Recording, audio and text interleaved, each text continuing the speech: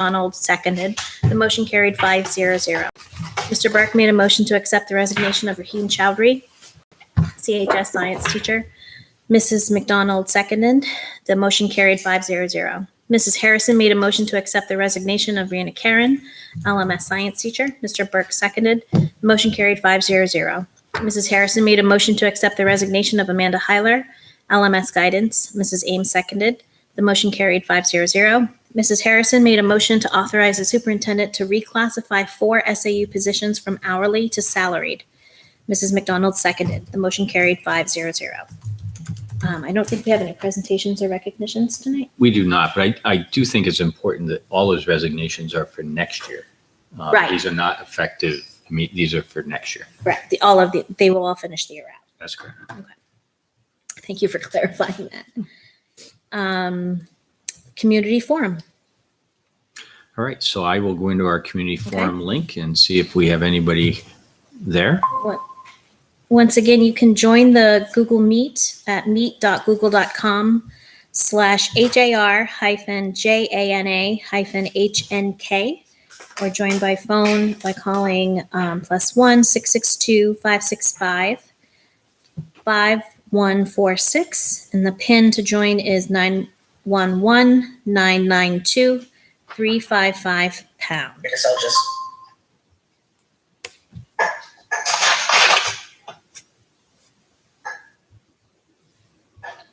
We switch screens here. Oh, can't hear you.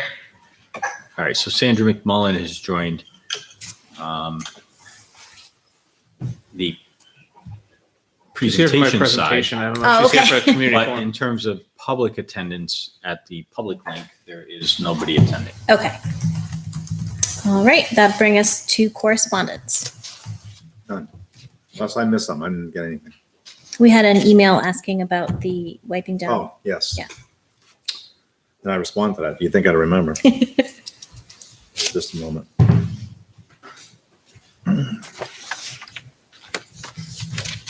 Pat Duke had inquired as to, has a policy change on cleaning desks between students. My middle schoolers say not all teachers have them do this all the time anymore. And I respond to her and let her know that we don't have a policy on cleaning desks. We did incorporate into our MOA as far as our reopening plan.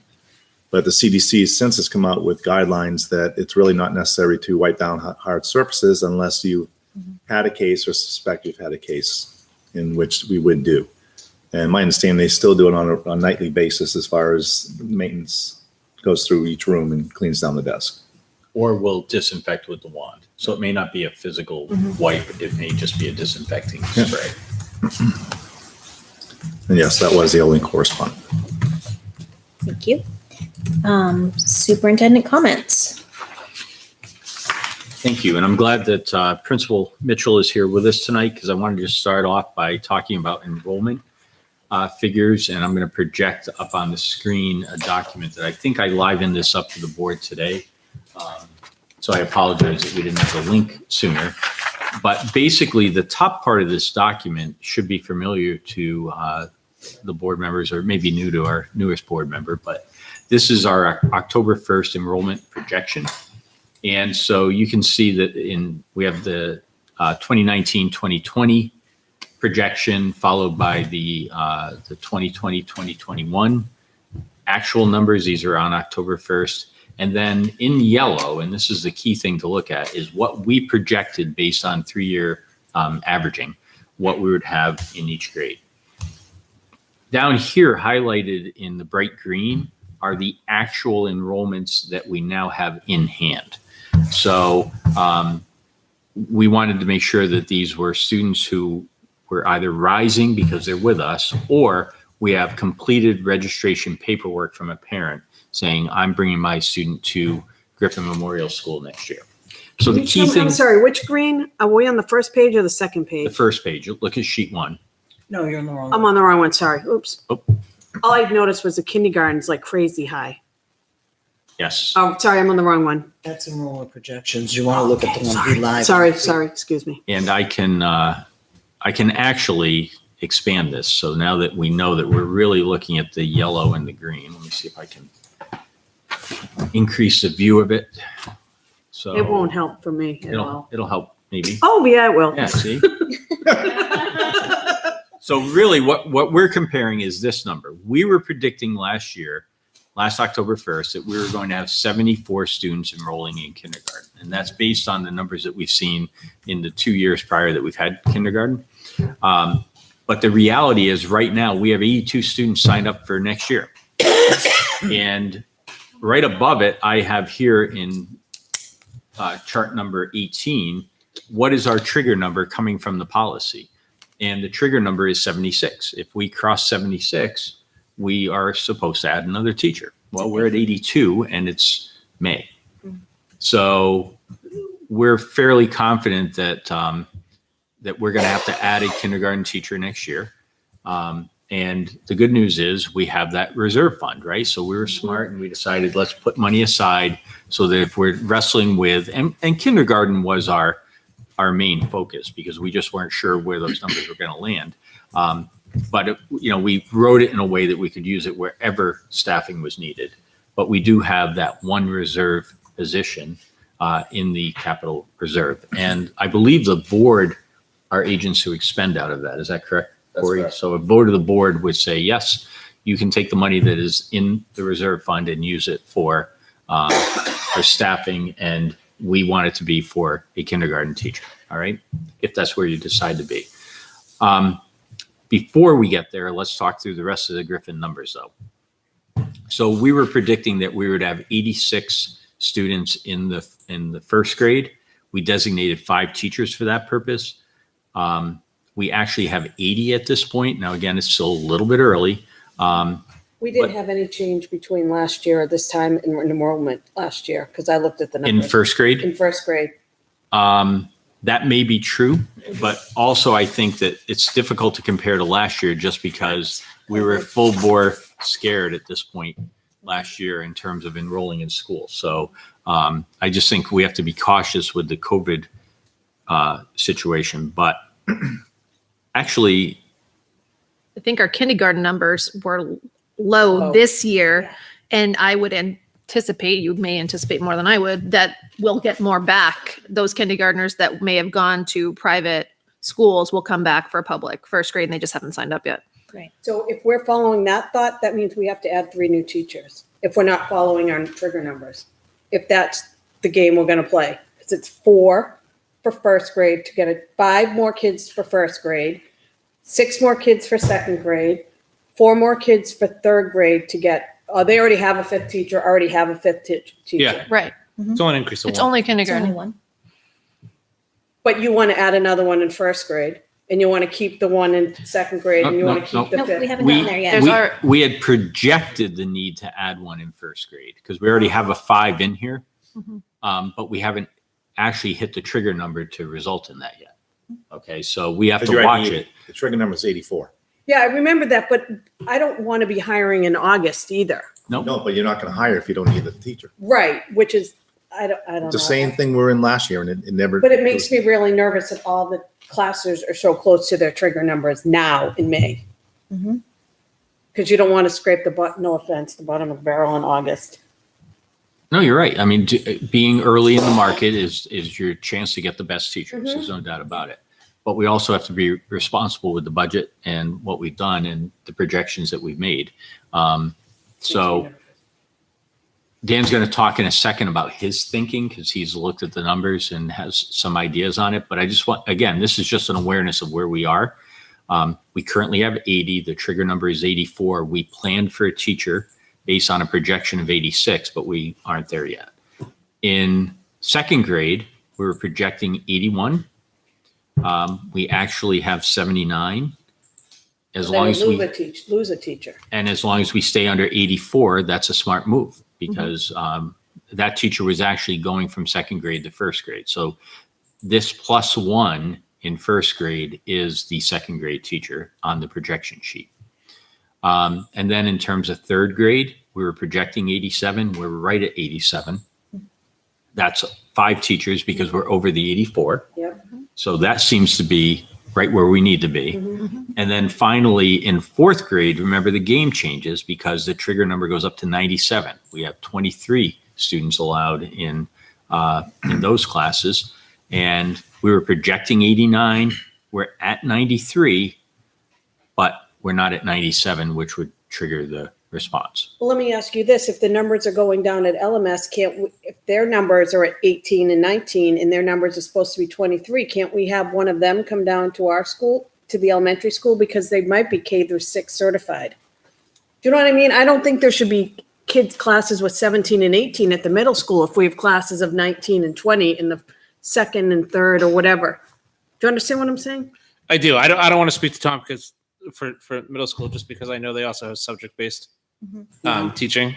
Whereas at the elementary, you could think of one teacher cohort, the one student. At the middle school, it gets a whole lot more complicated than that. So I can't speak to that. But you're right. In the 5th grade, there are 77 students that are rising up. So the classes do have a more generous number than what you're looking at here. But it's complicated because they go off by subject area too. So looking at this chart right now, basically you're taking, Second grade. what do we do in the 2nd grade? all right. So Dan, share your thinking on what you think is Okay. the right thing to do based on what we have, and knowing that we have kind of a position in our pocket. Yeah. Yeah. So my proposal would be an addition of total classroom staff by 1. That would allow us to have 5 kindergarten teachers. That would bring the kindergarten classes down to 16.4. I would actually only have 4 first grades. That would bring the classes to 20. 4 in 3rd grade, 4 in 2nd grade. That would give me classes at 19.75. 5 in 3rd grade. That would allow classes to be 17.4. And 5 in 4th grade. That would allow classes to be 18.6. If an additional staff wasn't approved and I had to deal with just the total number of staff that we currently have, my proposal then would be to have 5 kindergarten classes at 16.4, 4 first grades at 20, 4 second grades at 19.75, 4 third grades at 21.75, and 5 fourth grades at 18.6. And the reason I'm saying that, so that puts me in the situation where I have to determine what's better, 5 third grades or 5 fourth grades. And at 4 fourth grades with those numbers, I'm starting with classes at 23.25. That means 2 of those classes are 24 students deep. While it's still over the suggestion, a 4 in 3rd grade at 21.75 is a lot more palatable and usable than the 23.25. But again, go back. Ideally, I would like that additional staff. Then you have classes at 16.4, 20, 19.75, 17.4, and 18.6. Right, but the only grade that has triggered another teacher right now is kindergarten. Right? Yes. But yet you're looking to add a teacher in 4th grade. Yes. And I don't mean that Well, I know the number's close, but it still hasn't triggered to get a new teacher. it hasn't. And there's a little bit of fault that I see in the trigger numbers, in that the trigger numbers round up. So the trigger number at that, you can't get below 23 and 4th. You can't even get below 24. The trigger number allows for 24 point everything in 4th grade. So in reality, that trigger number is really at 25 and less, not 24 and less. That's why we had 22 kindergartners, because we were told, we were told we needed to wait for the trigger number. And that is what we've held on to this whole time. That's why we do that. Yeah. And so Yeah. if I were not allowed that additional staff, like your I would thinking. take Yeah, either administrative way, yeah. oversight and determine the best situation. And I know there is that kick up in 4th grade, and some advisory has told in this, or I'm not debating that. What I am debating is simply the fact that in elementary schools, classes of 24 are a lot less palatable than classes of 22. And so if push came to shove, that's where I would put the additional teacher in 4th grade as opposed to 3rd. You've put a lot of thought into that. Thank you. I scribble. It's like the notes of a madman, but that's how Well, I now it all makes sense after all the questions I put on here. multiple ink But colors. Dan, and- just to be clear, the one additional is the one that's in the reserve fund. yeah. You're not asking for that and one No. more on top of it. Nope. No, I'm asking for an Saying- already accounted for financial position. For the 4th grade. For kindergarten. For kindergarten. Oh, that one. Okay. I got it, sorry. And reshuffling the Reshuffling the Reshuffling the existing The staff loss to get from- 4-4-5-5. second grade to first would actually be from second grade to, Third. Or yeah. It would be within 2, 3, 4 that we'd shuffle one person. now, I think there's a couple of things. So what board action do we need? You have to release the funds. You could wait on that. It's May. I mean, there's plenty of time. I wouldn't release them in August. That would not be as helpful. But you can take a little more time to look at this. We can monitor these numbers. Frankly, if there's anybody out there with a student in grades K through 4 that hasn't enrolled yet, please do that this week because that will help us all. So I think waiting one more meeting to sort of gel on this is an okay thing. But frankly, if we were authorized to plug ahead, we could even post anticipated at this point and just wait to see, so we can start generating a pool. For the Since I have an kindergarten teacher? audience, I'll say to Elizabeth's comment earlier, which is that the longer you wait, the more bottom of the barrel. The barrel isn't as deep as it used to be. No, because everybody has a job now. Yeah. So we're already Yeah. dealing with a shallower pool than we're used to when it comes to hiring. Agreed. I think if we already have 82 enrolled solid for kindergarten, I think we go with that and release the funds for the kindergarten position. That's my thought. I would agree. I don't think you need to release the funds because you only need one position right now, and you have one extra one in grades 1 through 4. For So second grade. if anything, that's where your position's coming from. Second grade? Yeah, because our policy, the numbers are right there on the bottom in green, and then in white above it is how many kids are right now there. We went through this last year with first grade. We were panicked that we need another teacher, and then we didn't. Brian, I think there's 2 that are over. So the kindergarten number, the trigger is 76 and we're at 82. Yep. And then the third grade number, the trigger is 84 and we're at 87. But they already have a fifth teacher. We have that. Oh, I'm sorry. I stand corrected. Fourth grade Right. has that very The- high the- trigger the- number. Yeah. The trigger resulted in. Yep. Yeah, got it. My So apologies. right now you have an additional first grade teacher that basically could be your kindergarten teacher. Second grade teacher. Isn't it the extra second grade teacher would fund the kindergarten No, position? right, Currently, it's a second Yeah. grade teacher. They are planning next year to shift it to first grade based on the yellow projections. However, what Brian's saying is shift it to kindergarten based on the green number. Right. correct. As of today. Correct. That's not to say that it doesn't change, but I mean, that, looking at the numbers and looking at our policy, that's the move. Was that the recommendation? That's not what I heard as the recommendation. No, so from Dan and- with that, that's the proposal with keeping the current staffing at level. Mhm. I would actually put third grade over at 21.75 so that I can keep fourth grade down and not have fourth grade go to 23.25, which yes, currently under Okay. the recommendation, but I think too high for me ethically. But we can't fill that kindergarten position. Well, we wouldn't be posting. You wouldn't be posting, it would wouldn't be be a able to shift post of it. staff. Yeah, it would be a transfer internally.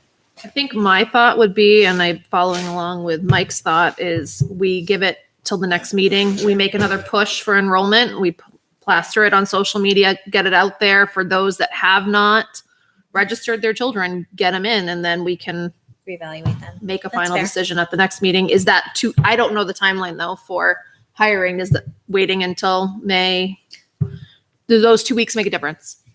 I mean, 2 weeks make a difference because people will be hired in those 2 weeks, but I don't know that it's, a disadvantaged scenario either. So But have kids, like, I know there's a big family in town, people are moving and stuff. Have people withdrawn still? Like people who are planning on moving over the summer, have they withdrawn? Or no, so we still have kids who are going to withdraw. Yeah, and honestly, we sometimes hear rumblings. Yeah. We don't really officially know about withdrawal until you hear from the new Yeah, school. That's when right. it's official, is when you get the records request. Yeah. But we can send a notice out on both sides of that, right? So we can say, if you know that you're going to be here next year, make sure you're enrolled. And if you know you're not, notice us that because we are making staffing decisions. So we need to really have accurate I'll numbers. post that message on the school board Facebook page. I'm sure it will be shared too. I'll put that into my superintendent notice that goes into the newsletters. And actually, I'll do it for all three schools because it matters at all three. So We still don't know who's going to keep their kids in private school because I've heard lots of different things. All right, so we'll table that for our next meeting. Perfect. Anything else on enrollment? I think it's really interesting to look back to 19 and 20 because, I mean, we had 432 kids there, and we had 2 classes with 5 teachers and 3 classes with 4 teachers. Yet now we're down by 90 kids, and we're looking at 3 classes of 5 and 2 classes of 4 teachers. And I think the difference is the Kindergarten. kindergarten, but also 3rd grade too. Because that was 4 teachers before, and that has gone. They had 87, uh, so they were above it, and then they 80 is right above. I want to look at that, and I especially find out if those kids all of those are coming back, because that in my mind could be,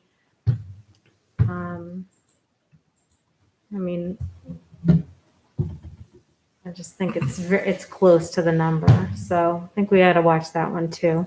I think even so, the kindergarten number, right? We were projecting based on a 3-year average of what we saw.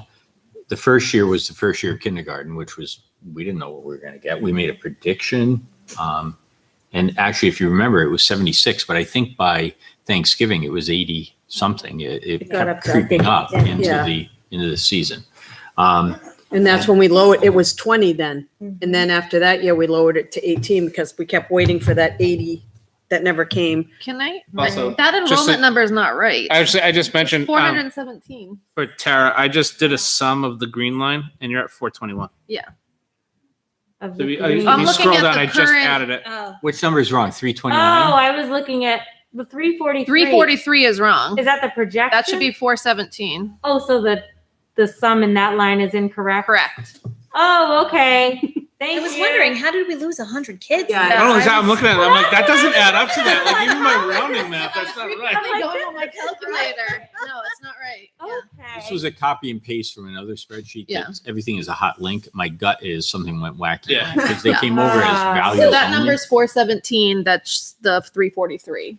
So Okay, thank you. Yeah, that makes me feel a little lot. better too, Tara. Oh, man. All right. What's 329? That's not right either. no, that's not Anybody right. add that up? No? I haven't done that one. All right, we'll do that. Don't I'm worry. just doing estimating math, and I'm like, that doesn't. I know, I'm like, how could we have the same number But still, of to your point, teachers? there's fewer students and they want more teachers. Yes.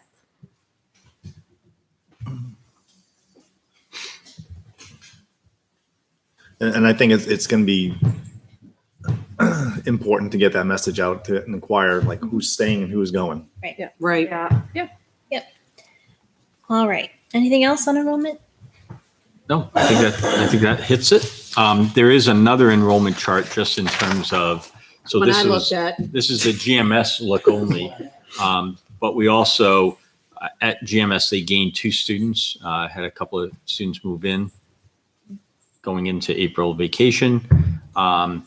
At the middle school, we gained 4 students and the high school stayed steady. So the overall district population is up to 1221, which is the highest it's been since the September enrollment of 1228. And then we dropped off, but we've recovered back. So I do think there are some people returning from various other homeschooling options, et cetera. They're coming back at this point.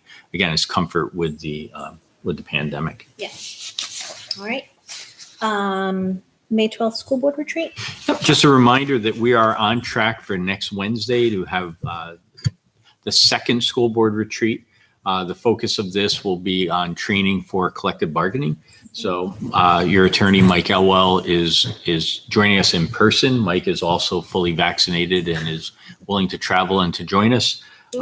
He will be providing an overview of what the collective bargaining laws are and recent decisions that you need to know about going into that. We are preparing to bargain with both of our associations, so both LEA and LSS. One thing that Mike pointed out is that we want to try to start as early as possible.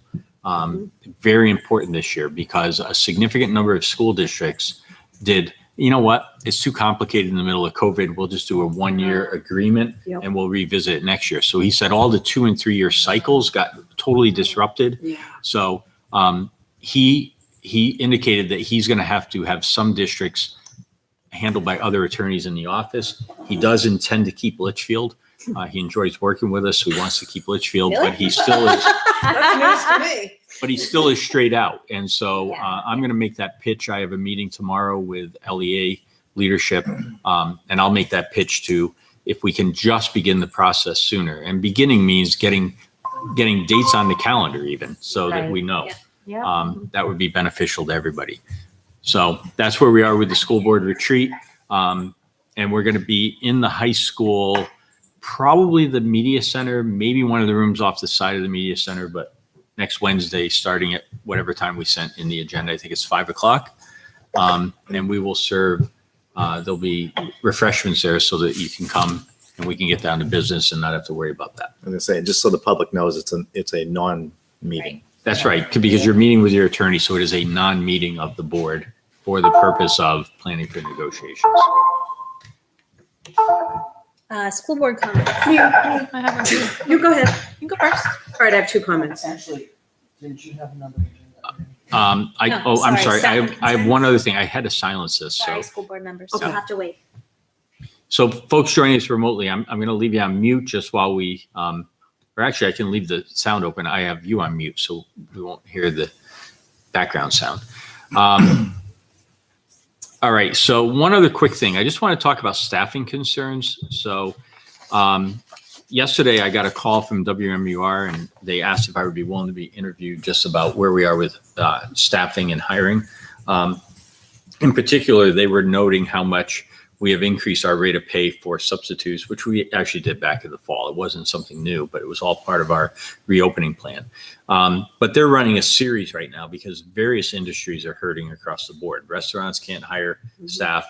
I think Water Country said they need to hire 300 people, and they're really upping the ante. I mean, I think back to being, 16-year-old Mike, the lifeguard, they're offering $15 an hour and a free season pass to your family at Water Country. So, everybody's doing what they can in order to get help. I talked in particular about our challenges with 2 main areas, and it's food service and custodians, but also paraprofessionals are another area that concern me. So on our list right now at Griffin, we have a food service tech for 4 hours a day. That's been vacant all year. We've been unable to hire into that position. We have a second shift custodian full-time that's been vacant since the beginning of April, and a second shift part-time custodian that will be vacant come June 1st. And also there's a paraprofessional position that's been open since mid-January. So these are advertised. We're trying to hire people into them, but we're not able to. At the middle school, there are 4 6-hour positions that have been vacant all year in paraprofessionals. So that's been a challenge for us. A food service tech for 4 hours a day has also been vacant all year. And now we have a vacancy for a day custodian lead, and that became open yesterday. And I want to talk about that position for a second. The custodian who's been with us for a significant number of years was hired by a neighboring district. His pay increase was several more dollars an hour. I believe it's 4, but it may be 6, so I'm not exactly sure. But that's how much more per hour he's making. On top of that, the district that he went to offered him a $750 signing bonus. So for going there, here's a $750 check. Thank you very much for joining our team. And by the way, we want you to know that you have a recruitment bonus. So if you are able to recruit any additional custodians who come to us, you'll get a bonus for bringing them in. They'll get $750 for signing with us. And if they're still here X number of days down the road, so I don't know, 3 months, 6 It months is. will be, that's part of the recruitment bonus in terms of bringing people in. So I joked with the superintendent, "You're killing me." And we're desperate. And I'm like, so are we. But, the reality is the other district is not under the constraints of a collective bargaining agreement like we are. So, all of these are just actual reality situations right now. So we cannot do that because we have a union based, we can't offer an incentive or. We would have to negotiate that, and it would have to be something that would be agreed to. Okay. And so that's the difference. We can't just do it arbitrarily. We have to go through the bargaining process. But just to understand that this is what other districts are doing in order to attract people to their buildings. And at Campbell High School, and honestly, I have to tell you, I hated to see the employee go, but I said, you have to take care of your family and yourself, and you can't turn that down either. So, I'm not encouraging you to do it, but it's fallen into your lap, and everything happens for a reason. So, it's very unfortunate for us, but that's our current reality. And then at the high school, there's a vacant 6-hour-a-day paraprofessional position that's been there all year. There are 2 food service techs at 5 hours a day. One has been vacant all year. The other became available on April 12th. And a second shift custodian, there are 2 positions. One has been vacant since the end of January, and the other right before April break. And then district-wide, we have a grounds maintenance part-time, 30 hours a week.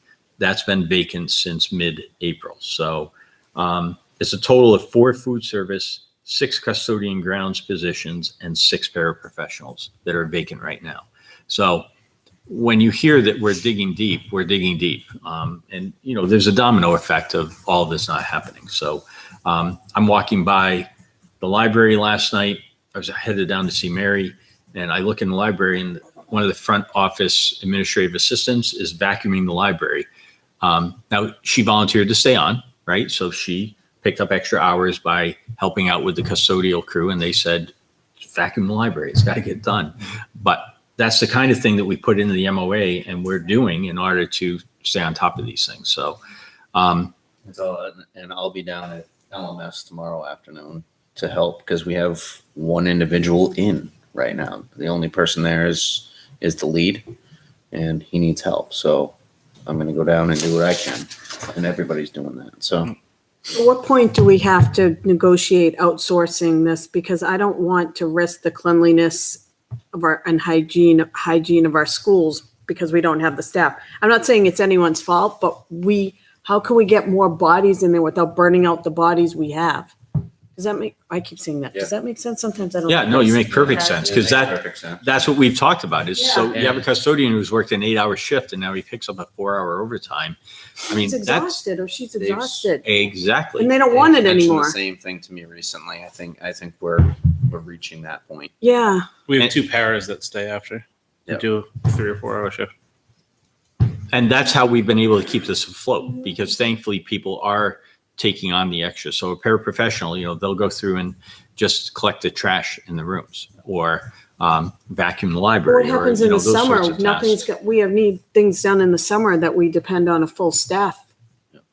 Oh, this is making me And nervous. we'll be looking at, Joe mentioned to me the other day, the idea of reaching out to some temp agencies to see if there's people available that could be temp to hire. Can we do that?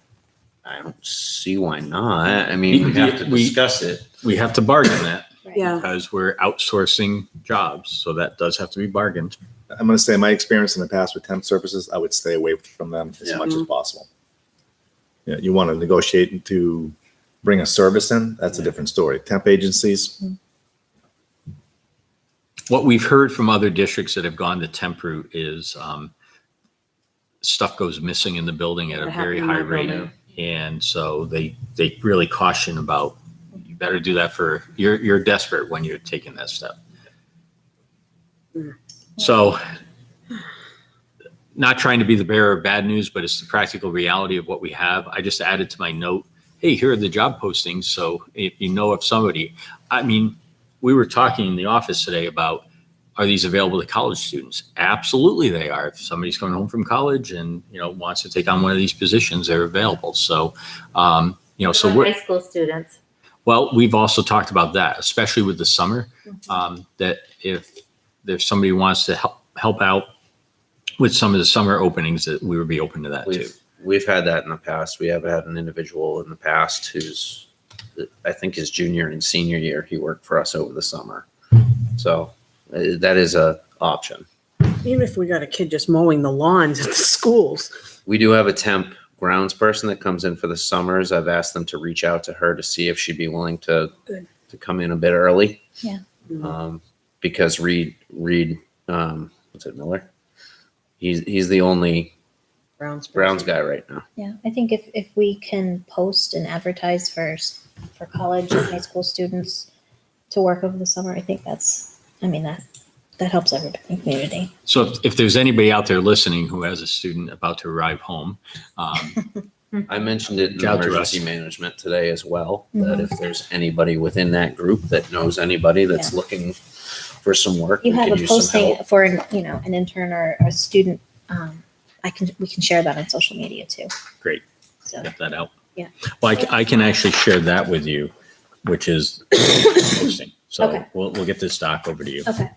Mike, Yes. so I recognize that this is somewhat of an unusual year, but I remember, the year I joined the board, we had issues finding paras that year. So how much of this is pandemic related versus, we've had these issues hiring these people for multiple years, and this is something we expect to continue in the future and that we need to address. The only place that keeps paras is a place that offers benefits because they're like lifelong paras. I swear, once your kids, I was a para until my kids were middle or high school, and then I decided to go back to work full time.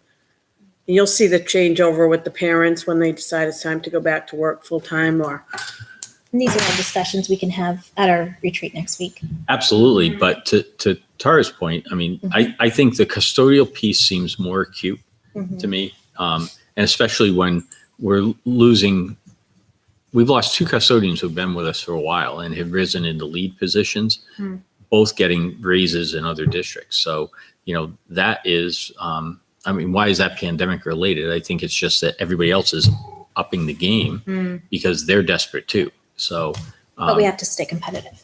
and we're not competitive and we're being left in Right. the dust on it. So, we hired a custodian, brought him in, processed all the paperwork, got him all set. His current employer, because he worked at a private, he was in the private sector. So when he gave his notice, they were like, no. Where are you going? How much are they giving you? We'll match it and then some. And so We moved him from part-time to full-time, and he called us back and said, thanks for meeting with me. You guys seem like a really nice group of people, but it's like, but what? Right. My current employer matched it and then some. So it's like, thank you very much. It's a lot of energy, but anyway, so that's what we have. I'll get that posting for the Facebook and we'll get notice out to everybody on it. Liz? Next week at our meeting, will anyone be discussing graduation and the guidelines around it? Will Mr. Larnigan be here? As a parent who have family locally, there are people who want their parents to fly in. How many people in the box? Is it going to be a bigger box? Do you know what I mean? Like last year, I think there were only 5 in each graduation box and they were 6 feet apart. I heard rumblings that they were going to be 3 feet apart, and just an update for parents because apparently I'm the person they always ask. So let me do this. It's really a big deal for me. We don't have that many people. This is one of those moving targets because, like when they changed the guideline to say, outdoors, fully vaccinated people, you don't even have to mask. Yeah. So all of this is sort of evolving as we're planning. So our planning might actually be based on last year's model and it needs to be updated to where we are. So let us It'll try be to a figure bigger that out. box, smaller together. I'll tell you just while we're on things that are hard to do, renting chairs. No. Forget about it. That's another thing that everybody's renting chairs. And so we were meeting So Dan's going to actually keep his, well, you're probably going to talk about it in your. Yeah, I want to talk about presentation, our unless report you- about the fourth grade celebration. for the middle school promotion event, which will be at the high school on the field at Campbell now. We were talking about it, and I just said to Tom, I'm like, tell parents to bring their own chairs. Everybody's got their own chair in their trunk right now for the baseball game. I said, just avoid the trying to rent chairs and say, we'll have enough chairs, because district wide, we can seat the students, and then just say to parents, bring your own chair and sit up on There's the enough lawn. room for everybody to spread out. They Yeah. don't need to be in nice little rows or anything like that. That's- And again, that sort of goes along with what you just asked, which is we're at the point where everybody's an adult. They've all had access to vaccines, and they either have done that or they're just not going to do it. And either way, that's on them as adults. So we're sort of thinking that we can figure this piece out outdoors and be in a good spot. You keep the graduation as streamlined as last year, you don't need a chair. It's an hour. Don't forget your sunglasses. Yeah. Well, this leads me into my second question. Can we talk about the bleachers on the ground that have been there for like a year? Yeah. Can It's not the fact that, no, it is kind of the fact they're on the ground, but now they're a hazard to people coming and going from games, lacrosse, back and forth. But I know the boosters, with all their best intentions, tried to put them together. They're not professionals. Do you know what I mean? Like, to me, that's almost like an insurance liability. So I've talked to Dave. We're going to reach out to one of our contractors, one Oh, of our awesome. vendors, and see if we can get them in to just finish it off. Because I saw a little 3-year-old bouncing between all the slats, and it just makes me so nervous. Yeah. And they'd be good to have for graduations. Dave, unfortunately, he was down covering. Oh, I'm that sure. today. But I'll get in touch with him. As long as it's on your radar, because I know you got, I get it. And I It's on the appreciate, radar. It's one of the 8 million blips. and I appreciate what the Booster Club tried to do, but they had a hard time. As soon as you asked it, I had it on my notes from the last meeting. Oh. It's the one thing I didn't get the button up, but Corey and I had talked about it. I just didn't know where it landed. So, Yeah.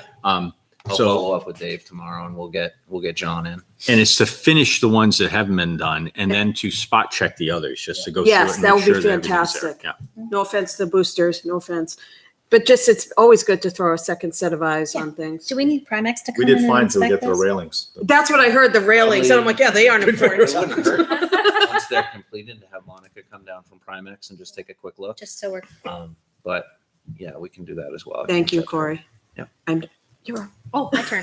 Mine's really quick. I just wanted to acknowledge and thank our teachers this week for Teacher Appreciation Week. I feel like it's really important, especially this year, to acknowledge all of the work that they've done this year, even with negative online activity as recently as today. They are kind, cool, collected, respectful online. And as a parent, as a taxpayer, and as a board member, I want to just say I appreciate you. So that's what I Ditto. wanted to. I echo that That's sentiment. Any other school board comments? All right, that brings us to the public minutes from April 21st. I'll make a motion to approve the minutes from the April 21st, 2021 meeting. I'll second. Any discussion? Comments, questions? All right, all in favor? Aye. Aye. Opposed? Abstain? Approved 500. And that will bring us to Dan's eagerly awaited Okay. report. Actually, before I get to my report, just so I can kind of respect their time, I have Mhm. Melissa, Kristen, and Sandra here who have so aptly taken the lead on reinventing and kind of rediscovering how we're going to do field day this year. And so they kind of came to me with an idea of, we used to do field day, we used to do STEAM night. We're kind of nervous about doing either one the way we used to. Can we just kind of combine it into the day? And I said, that's a great idea. Run with that. So they've kind of pulled together a small committee of people. They still have taken the lead. So Melissa, are you going to share the slideshow, or would you like me to? Because Melissa's coming to us live from, I believe, a softball or lacrosse field. Oh, we should be good. Oh, you're in Panera. Okay, she wasn't sure where she was going to be, but she's landed at Panera. I'm sitting in the parking lot of Panera. Yes. You can go inside. I know, but I wasn't eating in there, so I wasn't sure. So, All right. all right. Yes, I will share. And I just want to say, I wasn't sure if you said it, but Kristen Starrett has been a big part of the beginning parts of the committee as well. So I didn't know, I couldn't hear quite if you had said that. So let me share my screen here. All right. Bear with me. I'm not the most technically savvy person, as my two partners can attest to. So, all right. Is she the gym teacher? She teaches an excellent PE class, though. All right. Is this sharing? Can everybody see that? It's It coming is. up. Okay, perfect. Okay, so let me get this off here. So last year, obviously we didn't have field day, and we wanted to make sure that we made this one especially special. So we started in the beginning of March, and we had a brainstorming day with a leader team, or not team leaders, but a member from each of the grade levels. And we collaborated with the PTO and used their Amazon Smile account after we figured out what activities we wanted to do and what items we needed. And Sandra had made a website that the PTO that allowed us to promote the Amazon Smile stuff. We started, that went live on 4/2, and Dan had put it in his weekly blogs, and as well as we had parents putting it on their Facebook pages and all that. So in all, we had asked for 188. It was probably more, closer to 200, because we changed things, but we had 188 Amazon items, and we sold out. Everybody, the community, bought all of the items. And we were sold out by 4/21 to a cost of about $2,018. We also asked for over 800 recyclables, and that was completed yesterday. So If I could chime in there, I just want to give kudos to the PTO, because the PTO absolutely. is amazing at that sprint to the finish line. When you look at it, you go, we just need $200 or like 30 items. You mentioned at the PTO meeting, in like 4 hours, it's solved. So thank you to the PTO for that targeted intervention. Absolutely. And we had gone, Sandra had done an amazing job putting the stuff on the website so that it was very easy for people to access. And it always amazes me how awesome this community is. So, since the beginning of April, myself, Sandra, and Kristen have been doing a lot of inventory and sorting in Sandra's room. We should have taken a picture of that, because it looks like, I don't know what it looks like, all kinds of boxes and all glues and stuff like that. And also another kudos to the PTO, because in addition to helping us with the Smile account, we're getting 2 bouncy obstacle courses for the field day, as well as a Kona ice truck. So I think it's going to be a really awesome day for all the kids, and something that is a definite, bonus, considering they didn't have a typical field day last year. So, any questions on that? Let me come back over here. I'll just move on to the next slide. So we've created a schedule that is going to be 2 sessions. We're going to be doing a morning session and an afternoon session. And we've talked to the lunch or the cafeteria, and they're going to be doing a school-wide lunch recess type thing from the middle of the day, I think it's from 12 to 1. So the kindergarten to second grade will be doing field day type events in the morning, and then they'll be doing STEAM events in the afternoon. Then we'll be having lunch, and then the third and fourth graders will be doing the STEAM events in the morning, and then the afternoon they'll be doing the field day events. The third and fourth graders are going to be doing the Kona ice truck as part of their stations, because we didn't want to be giving kindergartners and first graders and second graders Kona ice at 9 o'clock in the morning. We decided that we were going to do theirs sporadically throughout the day, starting after lunch. So all the kids will be getting their Kona ice sometime after they've had some sort of meal in them. So we thought that was important as well. This was just some past STEAM events that we've done, as well as some field day events. We just kind of went through the years past and things that we've done. A lot of the STEAM events were really popular ones that we did a couple of years ago at our STEAM night. So we're bringing those back, and the kids are going to have a blast. So we're really looking forward to it. let's see. This is the website that was posted on our GMS homepage, and it was super easy. All you had to do was click it, and then it brought you to this, what Sandra created, and she did an amazing job. And this again was on our GMS webpage, as well as Dan had put it in his weekly blog, and the teachers also sent it out in a link to their parents. I'm hoping this will pop up, but the purchase supplies from the Amazon Smile. Let me see if it'll work. Yeah, as you can see, the list is empty because it's already been filled. So that was that one, and then the recycled ones we updated today. And it shows that our goal was achieved for all of the recycled items that we needed. So again, thank you to Sandra for keeping all this up to date, because I would have never known how to do that. Oops, I think I just, there I did. Okay. And these are the 2 obstacle courses that we're going to have. And for the 3rd and 4th graders, the Kona Ice is going to be part of this station. But for the little kids, it is going to be their own station. And we opted for these because they were individual. So it allowed the kids to have the bouncy houses, but you know, with the more trying to keep the social distance and all that stuff, there's only 1 or 2 kids in it at a time. So, and there's our lovely Kona Ice truck that this isn't the exact one, obviously, but they're going to be coming as well. So, let's see. Does anybody have any questions? Sandra or Kristen, did I miss anything? And who is Sandra? What is she? So Sandra McMullen is our enrichment. Okay. Amazing enrichment.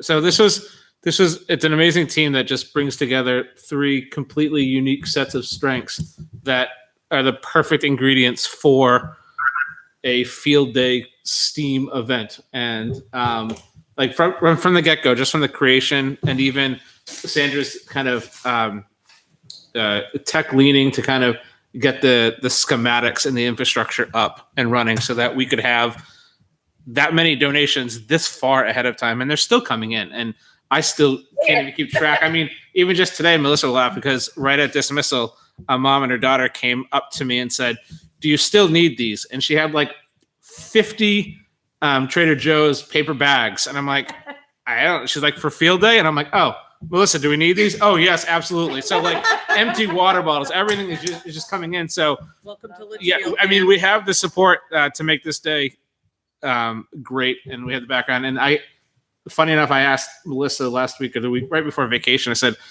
"You guys been doing a lot. I'm having a hard time keeping up with it. Can you just like send me a schedule, send me some visual so I can kind of wrap my head around it?" And this 1.5 page detailed schedule that has like basically where every child and every adult is going to be in like 15-minute increments was on my screen. So like, Did they volunteer for this? did they? Volunteer for this? in addition? They came to me with the idea. So typically field day is run by PE and the UAs, PTO. and then STEAM is often run by art, and then it's just collaboration. So this was just taking 2 wildly successful events in the past and kind of cramming them into one day in the midst of a pandemic year, and they've knocked it out of the park. And I can't speak any more highly of them. Amazing. That's phenomenal. I was just curious what came up with this group, because you look like UA teachers. Like, is Mrs. Trammell doing any part of STEAM? Oh yeah, no, that they're all kind of tuning in. So Melissa and Kristen kind of came to me. God, it was back in December, maybe January, right after that, just already thinking about it. And I said, That's awesome. so what I said is like, that sounds like a really great idea. Kind of scribble something down so that you can present it and ask for volunteers, but have like a skeleton of what you want. Because if you have a planning meeting with like a white page on this one, it could go anywhere. So I said, just like kind of create a skeleton and then kind of pull, and we'll ask for volunteers. I put it out at, I think it was February. It was either February or March. I put it out at the staff meeting and said, we're going to be looking for volunteers. And they utilized some of the Wednesday afternoon planning time. And they just kind of, the ball has been rolling steadily on the line. So now we're a month away, so but impressed. we're ready to go. Yeah, I love the I'm very creativity. impressed. Now I know who you all are. The teachers were super, super enthusiastic about it, and they were, awesome about coming up with ideas. And we kind of had a framework of what we were thinking about. But in the past, we've done field day as a half day, and so it was nice to be able, to make this into a more, something that most kids love to run around and do things outside, but some kids don't. So it's good to have something that'll be for everybody. So we're really excited about it. And everyone understood that the school-wide movie in the gym was just not going to go this year. Just wasn't going to happen. Well, we even had teachers, like kindergarten, the kindergarten teachers felt that the full day might be a little too much because they're younger kids and might be just exhausting. They were like, no, you know what, we'll do half the day like we normally do, and we'll do something on our own in the afternoon. But they ended up deciding that they liked the STEAM idea and they liked the activities and their kids would be interested in it. So they even jumped on board even after, at first they kind of were like thinking it was a little much for younger kids for like to have a full day packed. But the STEAM activities are like slime making. But it's so thoughtful. There are activities that you're running around like a lunatic, and then that's amazing. And amazing. So to speak to Sandra too, because enrichment has been operating differently this year and to very positive results. So instead of pulling out small groups and working individually, she's been working more whole class. And so she's been doing more STEAM activities, but more, she's been working a lot on critical thinking, analytical thinking. She's done the amazing race for classes and things like that. So that's why Sandra so naturally fit into the both field day and the STEAM activities, because she's given them the thinking so that hopefully these STEAM activities will be. And piggybacking on that, Mr. Mitchell, she has done. That's been me, Kristen, and her work really well together with that type of stuff, and it's been really awesome to be able to see how she's done those things with the kids. It's been really great. So You guys are making me blush. Thank you. Maybe more to come on that. So thank you. Thank you. Thank you. Thank you. Thank you. Thank you so much. thank you. Great work. Oh, they can't see me. I'm waving Bye, guys. like they could see me. So They might watch it later. obviously, Okay. I have a question. You're going to present, right? I don't want to. yeah, I'll present. Sorry. I just have a quick question, Dan. Yeah. In field days past, you've asked for a lot of parent volunteers to kind of run the stations.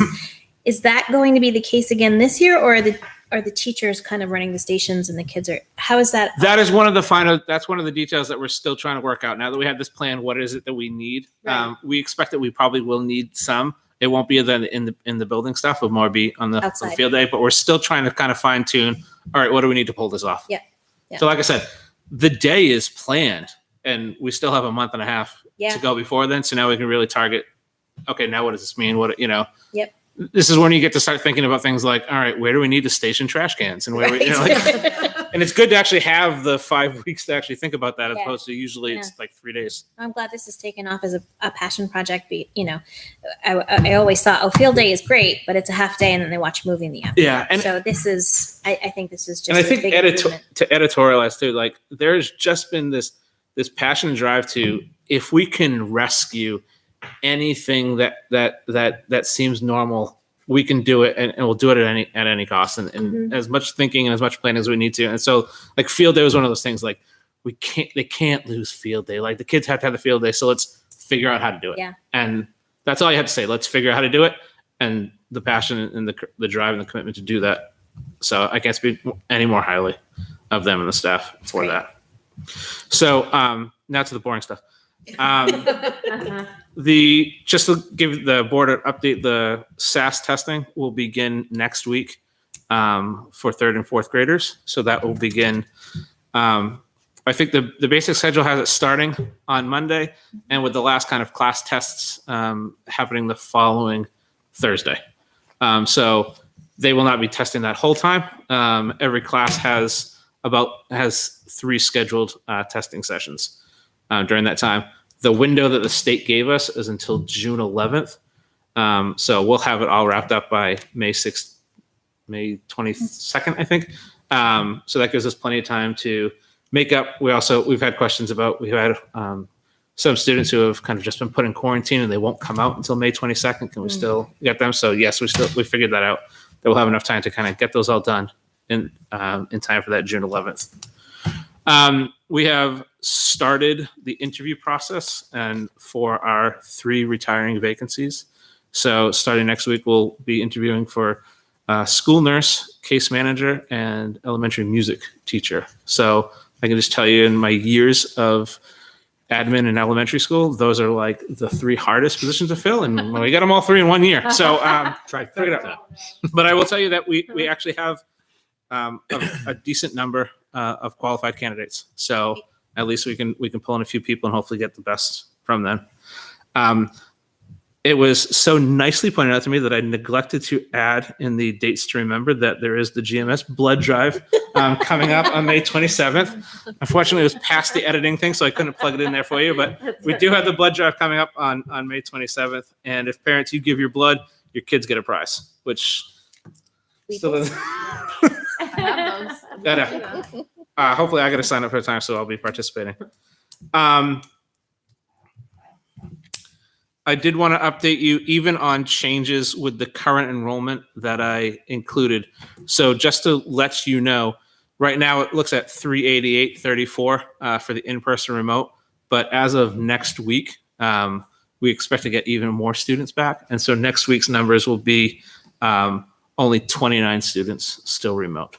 And as I think that we are now at the point where those 29 are probably going to be for the remainder of the year. So everyone that has contacted me is either back or the ones that are coming back have contacted me, and I haven't heard much. There are maybe a few on the fence, but I think that's going to be kind of where our steady number, maybe an increase of 1 or 2, switching back to in-person. So that's where that.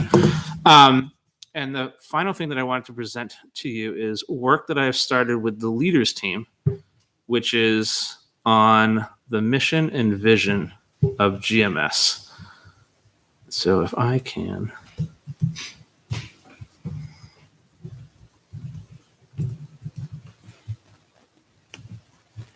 I have a lot of tabs. Good Lord. That's not a lot of tabs. Nothing compares, I know.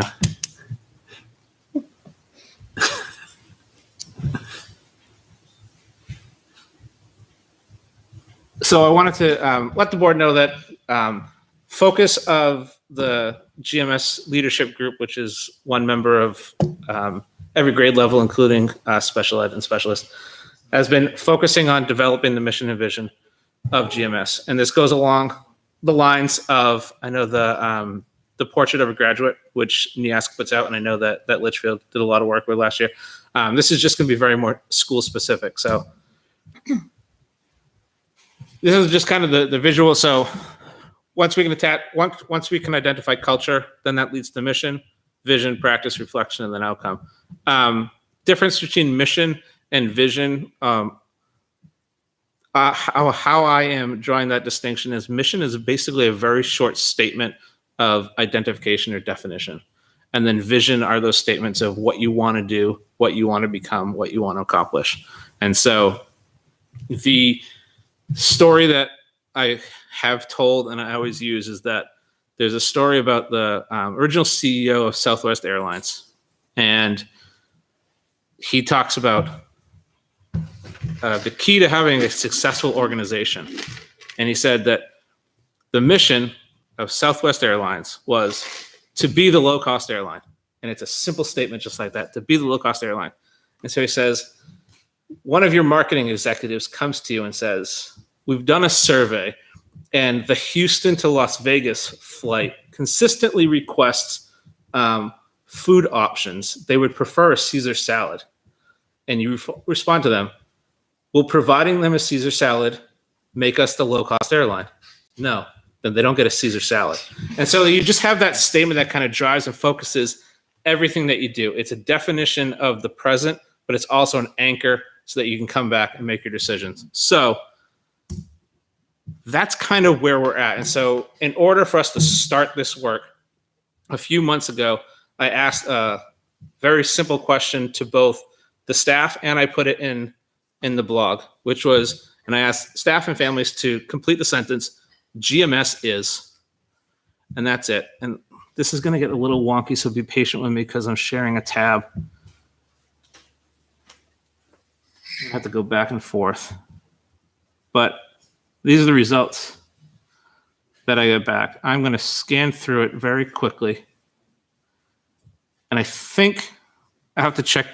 Could you click on the tabs? Yeah, I read I them. saw. Okay. So, okay, good. So you can see them.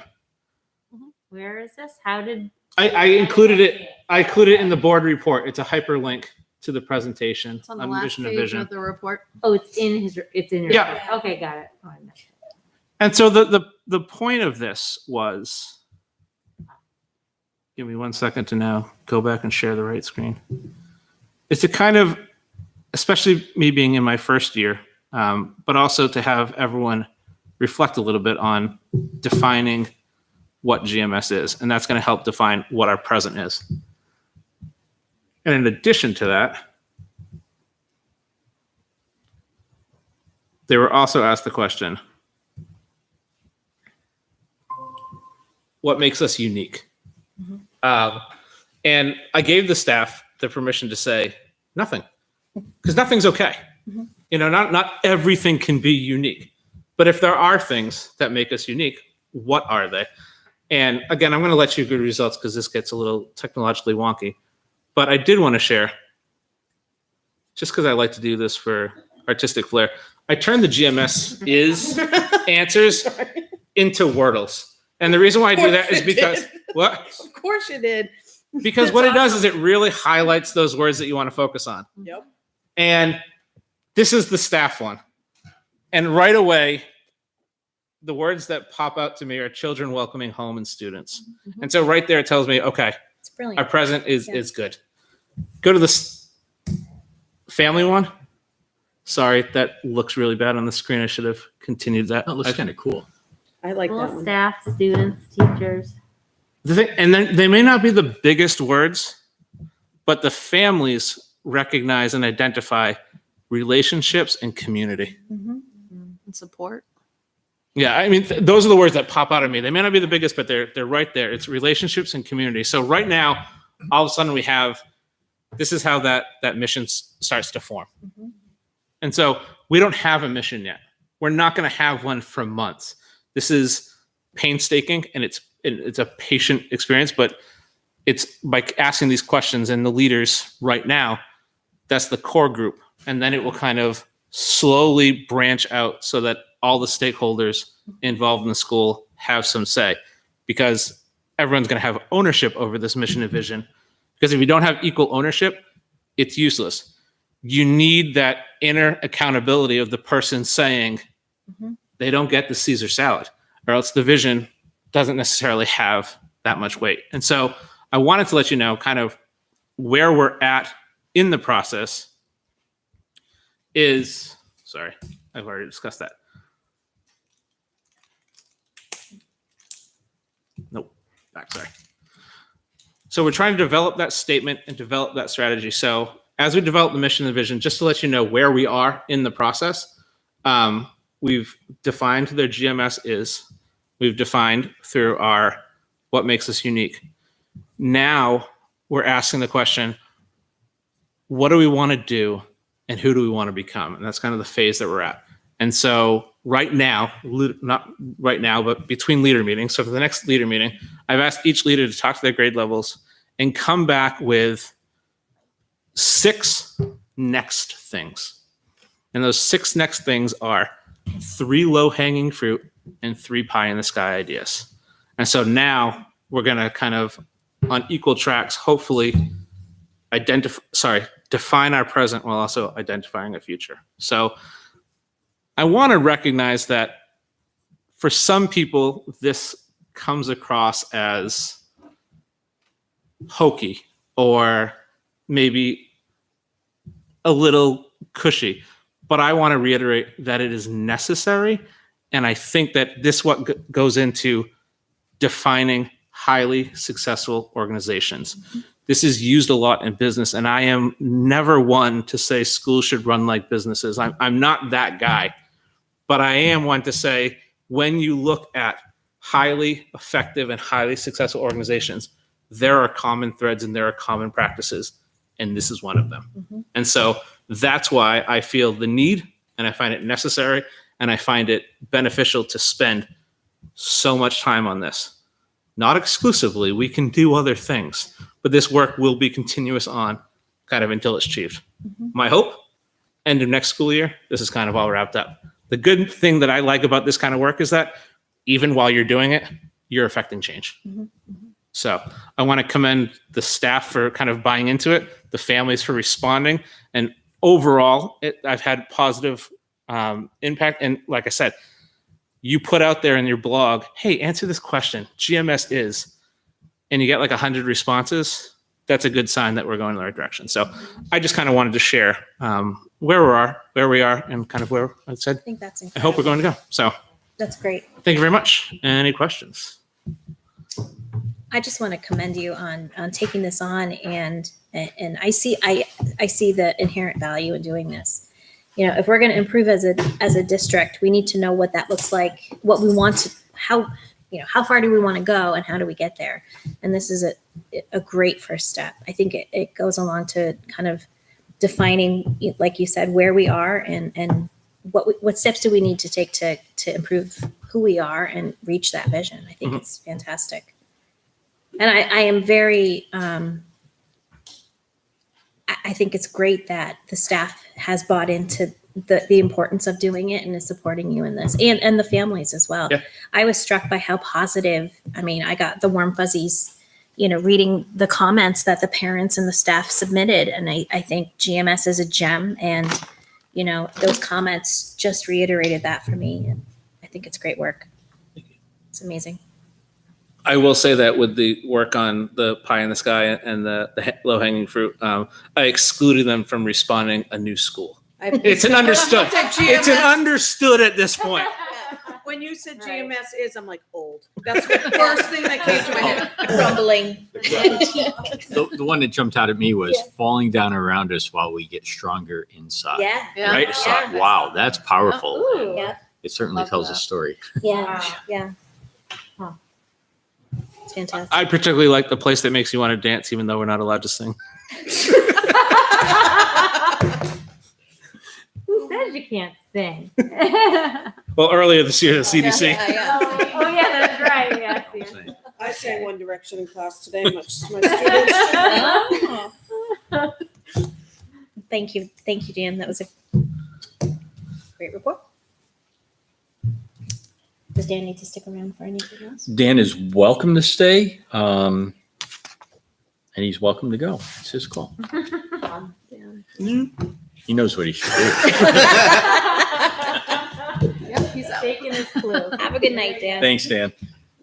All right.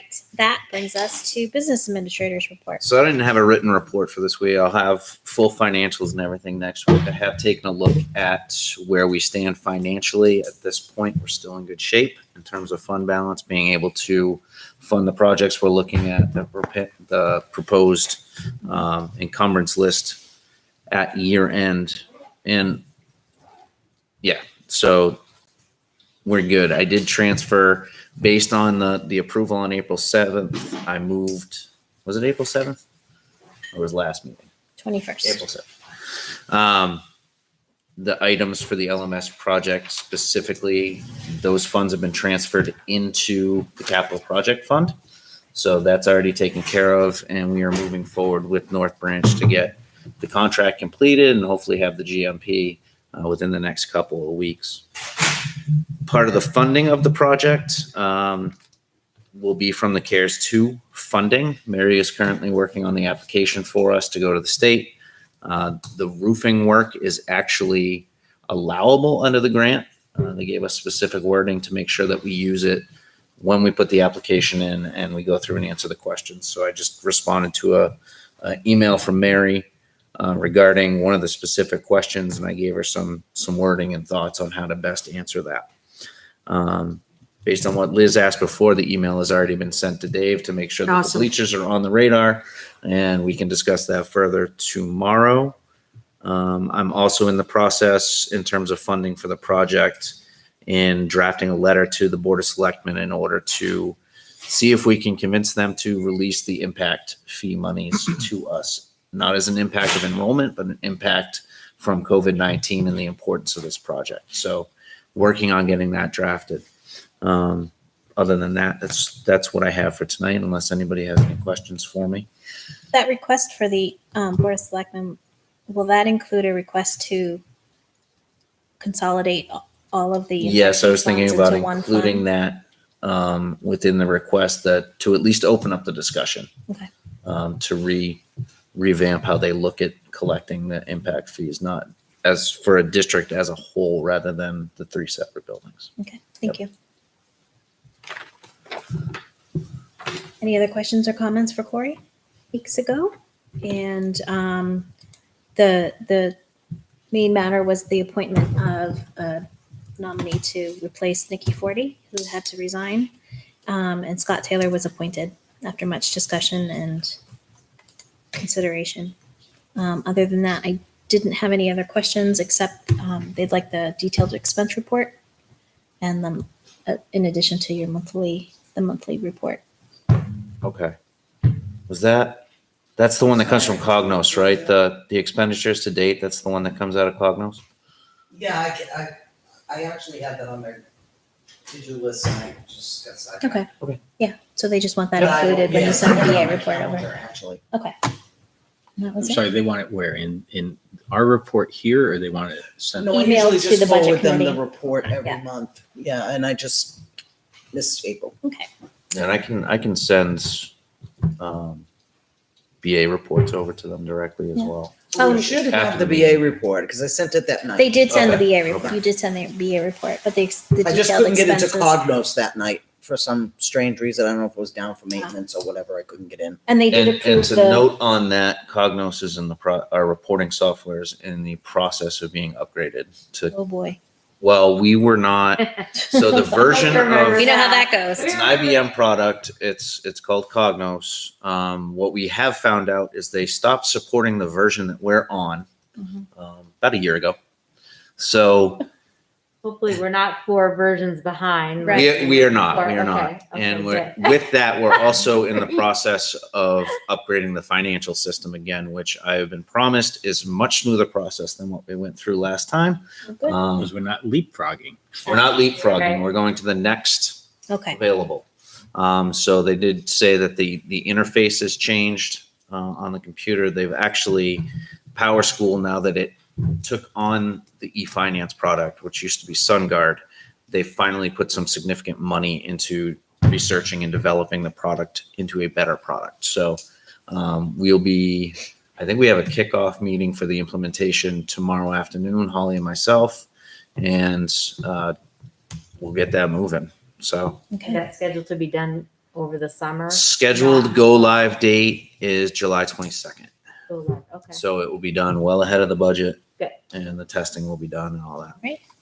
Thank you. Oh, and the budget committee approved the calendar, the meeting schedule As proposed? as we discussed. Yeah. Excellent. Good. They approved the what? The meeting calendar.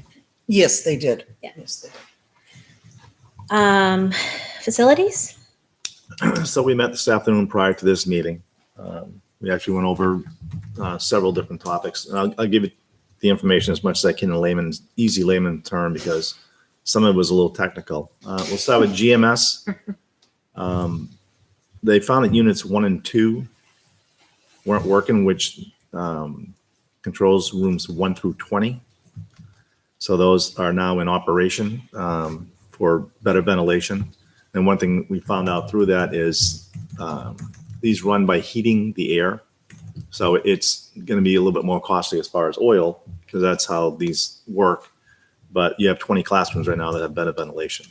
So as it stands right now, the work at GMS is complete as far as what we're going to put money into as far as systems. Obviously, we'll continue maintaining them, but if anything were to break, then it would be repaired. But the HVAC part of it is done. At LMS, 2 things occurred. I'm sorry, 2. The first is the company ServPro came in to cleaned the gym air handlers. ServPro, come to find out that they haven't been cleaned in some time, and they were in pretty bad shape. They're now operating, producing fresh air. They also didn't have any filters, so they're now going to get in the air. Yeah. So the air handlers have been cleaned, and they'll be getting new filters. And then for HVAC 1, the work will be done this summer. The engineers have completed a design, and heat pumps to circulate through the rooms, and they'll be going through filters also. And that'll be located through the roof where it won't be seen because it's going to go into a unit that's already there. And that's about it for CHS. I mean, for LMS, CHS, they had a problem with the 2 computer rooms. Come to find out, something called a, let me see what I have. Is that the MDF? I'm not sure what he's referencing. Yeah, MDF, that's a server room. Mini splits, which I don't know exactly what a mini split is, but one of the 2 wasn't working. So they got the second one up and running, and the 2 computer rooms now are running cool rather than hot. They're also going to put sensors in those 2 rooms, which is smart. What do you mean, the rooms like Mr. McDonough's room and Mrs. Barry's room? This- Or this the is room where they actually keep the big thing It's the closet that houses Oh, the one all of in the the- technology. for the library? And it's also the The one we saw IT the door office. open the last time. Wow. So a mini split's, I don't know if you've ever seen one of those units up on a wall. Looks like, Yeah. it says like Mitsubishi. Right. Or tissue. Usually yeah. makes a lot of them. Those are the mini splits that we're talking So about. they installed a Those types of- 2-ton mini split. Oh. And then again, it monitors in there so that if they do go up in temperature, it'll sound an alarm. With the amount of equipment that Jay has running in that office area, it gets quite warm. And I went in there last week. It's very, very comfortable. So it has a good example of what we're going towards. So the other problem they uncovered is that there is a switch in the in the auditorium that when you have a large crowd, you are supposed to go and flip the switch on, which helps circulate air. Well, Who knew? they didn't know the switch was there because it's in a locked room. So they have since Inaccessible. found it. So all those concerts you sat sweating through? Sweating. So- Even the kids all in that room, the students. The air conditioning isn't working. The air conditioning isn't working. So I do want to note that while They're gonna move band, that switch. the band rehearses in there. Mhm. I don't want anyone to think that we didn't realize the switch was there. The switch was being utilized, and Dave would go in and turn it on. But it Okay. was only a limited number of people that knew it was there. And when the closet door was locked, you didn't have access to it. But it is on when the band is in there. So And when they're- I didn't want it to sound That's a like good clarification. I didn't want people to think that there wasn't ventilation in there with the band. There has been. But in the future, when there are large groups in there, someone Well, will be able to flip it on. yes. We're actually looking to We're gonna move it. relocate the switch because this was, if you remember, like opening day a couple of years ago, how hot it was in there. And it was a matter of one of the custodians said, well, I think there's a switch in this back room. And all of a sudden everything worked and nobody knew. So we need to get that resolved. And it So should be something more All the accessible. important people know, like Mr. Lonigan, Mr. We do Perez. now. Oh, good. Well, it's on But, somebody. but I We think, know. That's you know, I think somebody was nervous that somebody was going to turn the air conditioning on and leave it. But the result was the air conditioning was never on. So now we want to make it, and, you know, maybe like in the bathroom vent fan, you turn it on for a time period, but it turns off after a time period. So it's not just an on all night kind Right. of thing. We'll find a solution that works for everybody. it's like Switches. a treasure find. So aside from the sensors they're going to be placing in those 2 computer rooms, they're also going to, through the 3 schools, put in sensors in all the freezers. So especially during vacations, Power outages. Yeah. Yeah. if you have a freezer that's going down in temperature, which I can't believe you don't already have them in there, but someone will be alerted so that that product, if CHS's freezer's down, then you can move that product to GMS or to another school. I think it'll tie it directly to the control system that we now have a computer on. So you don't have to walk so into the that cooler. Dave will get a notification. Makes Jason sense. will get a notification, like those types of things. And we moved into LMS, and there's a lot of things going on at LMS. Is somebody mapping out where all these sensors are? Oh yeah, it'll be Okay. they'll be integrated with the control system. Viking Control, who actually installed everything originally at the high school, they are now overseeing all of these projects. So they're mapping it and they know exactly what's controlling what And we've entered into a service agreement with Viking. Yeah. to keep. And as for the as upkeep. we get towards year end, we'll start. We'll put out the bids for electrical, for mechanical work, to make so that we have all the contracts in place. But we do have a contract in place with Viking currently to maintain the system.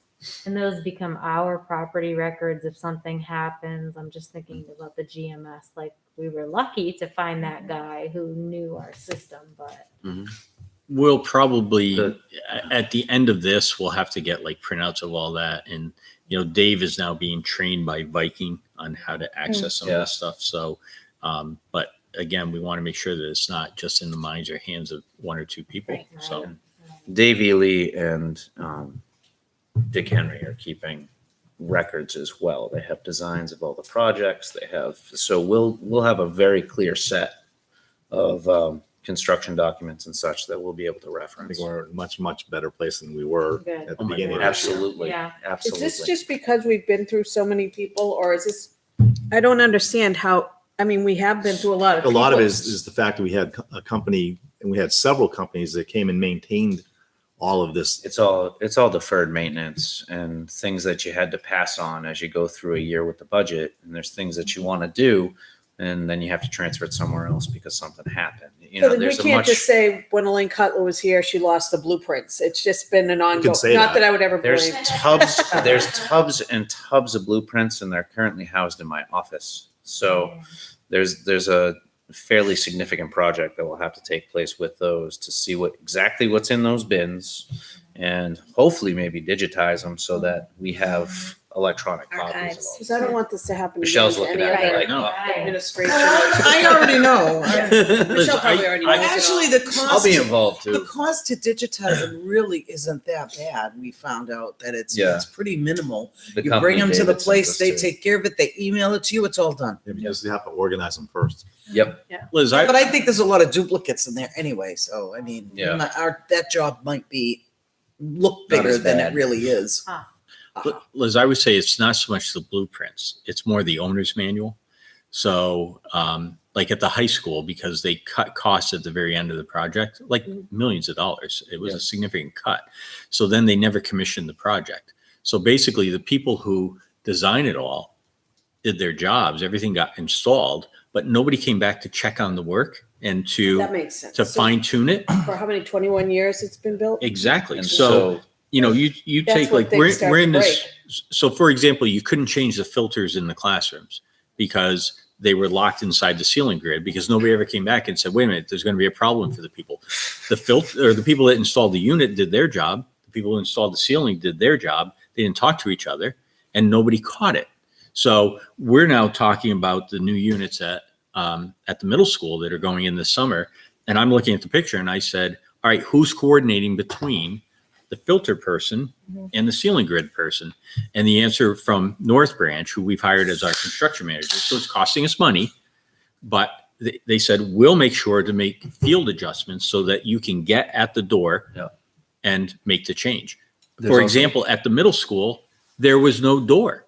The unit was installed. There was no access door to get at the parts that we just had cleaned. So the first thing we had to do was cut a hole in a 35-year-old piece of equipment heat exchanger to access the heat exchanger.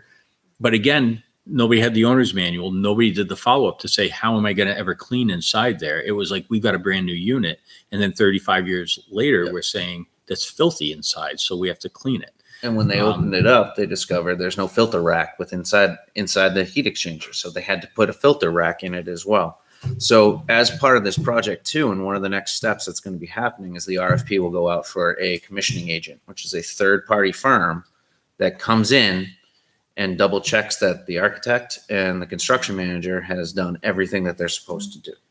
So it does cost additional money, but then we'll know that the system is Operable. doing what it needs But to do. I would argue the $1 million that was saved was spent in excess energy costs and all these delayed maintenance things that have just caught up to us. So we're finally getting after it and we're doing it right. So we're going to spend a little bit more, but it will, enable us to be able to get the use of the buildings properly. So I think people in town would understand that. Wasn't the big building boom in town about 23 years ago? I know my house is 20 years old, and little by little things are going, the air conditioning. Yeah. That's, wow, what a comedy of errors. And Oh, and the other thing that I found out not too long ago was that the original architect for Campbell, is out of business, is defunct, and I couldn't get any records from them whatsoever. They're just nowhere to be found. They don't microfilm them. They don't put them in a computer. They don't do anything. So they're gone. Yeah, I think Corey has them in a tub in his office. Well, no, I mean like electrical schematics and things like that were there's probably in there. 10 tubs. at least 10. Yeah. At least. Big storage Holy moly. So tubs. And there's probably more in the basement Wallpaper of the your Hudson office. Town Hall. Could be. So a few other things we discussed, it mainly in reference to LMS. In the capital improvement plan, I think we discussed it at our last meeting as far as the kitchen at LMS. The original cost was about $300,000, and right now we're being told we could probably do it for around $85,000. So what we're probably gonna do is push ahead and have it accomplished this year rather than wait until next year, where bigger portions of work at LMS are gonna occur. We talked about the roof, whether or not we go with a 20-year warranty on a roof or a 30-year warranty on a roof, where we're gonna put solar panels on top of it, whether or not it's necessary. But we just have to wait to get costs on both those roofs and then make a determination that way. And the last thing that'll occur at LMS, they're going to select two rooms, actually two things. They're going to select two rooms. What they're going to do is they're going to dig along the foundation where there's a solar leak from the pictures we're taking, put up an insulation against the foundation and the floor on the outside, and just determine two different rooms, one on the north, one on the south, as to whether or not it brings any more comfort into those rooms. Before doing the entire building, it's extremely costly to trench around the entire building and insulate. And the other thing they're going to do is the roof unit above the offices. Sorry, the lighting. So what does that get to? Hold on. So they're going to be changing the lighting in the offices and the two music rooms, and it'll be called mood lighting. So it's going to be like a test as far as the lighting that possibly is going to go out throughout the entire building, but they can just test in those three areas first. And I think that might have been it. And I think the last thing is just it was brought up as far as other work that's going to be taking place, such as the windows, is on track. The one key thing with the lighting, that sort of, what we realized is that because they're replacing all of the HVAC stuff, so they're taking the ceiling grid out and they're going to have to reconstruct it. So that's the time to do the lighting, because if you're putting in an LED panel that's, instead of retrofitting to an existing fluorescent panel with LED lights, you're just replacing the whole panel. And so it's easier to do when everything is taken apart anyway. So we kind of, That's HVAC 1. HVAC 1. Yeah. I knew I had the HVAC, and that's why we're doing the lighting. So And so that's why we sort of sped up the lighting. And the other part is the exterior lighting, especially at the high school. There's a ton of sodium vapor or sodium halides or whatever they are. They're very expensive. And so we're looking to do LEDs there at the same time. So it's all the lighting. I don't want to say it came out of the blue. We've been talking about it for a while, but the sudden realization of, well, wait a minute, you're taking the whole grid down. Isn't that the time to do the lighting? Yes, it is. So we're exploring that too. You mentioned too that the electrical engineer Bob Green, that he'll be available to come and do a demonstration on this light box that he has, which is, it was pretty neat from what you could see on the screen, like how you can change the color tune, I believe they call it. So He has all these research papers. I'll share them with the board if you're interested, or I can drop them in the facilities folder. But I mean, it's about the light spectrum and the circadian rhythm and the way the human body adjusts to, morning light, afternoon light, et cetera. I mean, so basically these lights, I know Brian called them mood lighting, but it's designed to link up to the natural cycles of the human. And so it's interesting technology when you see it. So And they're all really, really efficient because they're energy efficient because they're all. All I have to do is go to Home LEDs. Depot and watch go to the light section. It's all different colors. There you go. or look up here. Yeah. We have night and day. Any questions about facilities or budget committee? That was pretty thorough, Mr. That was Burke. a That good was report. very thorough. Thank you. All right, that brings us to, policies. Oh, really? We have some? We do. Surprise, surprise. Let Tara go first. I just had two little things.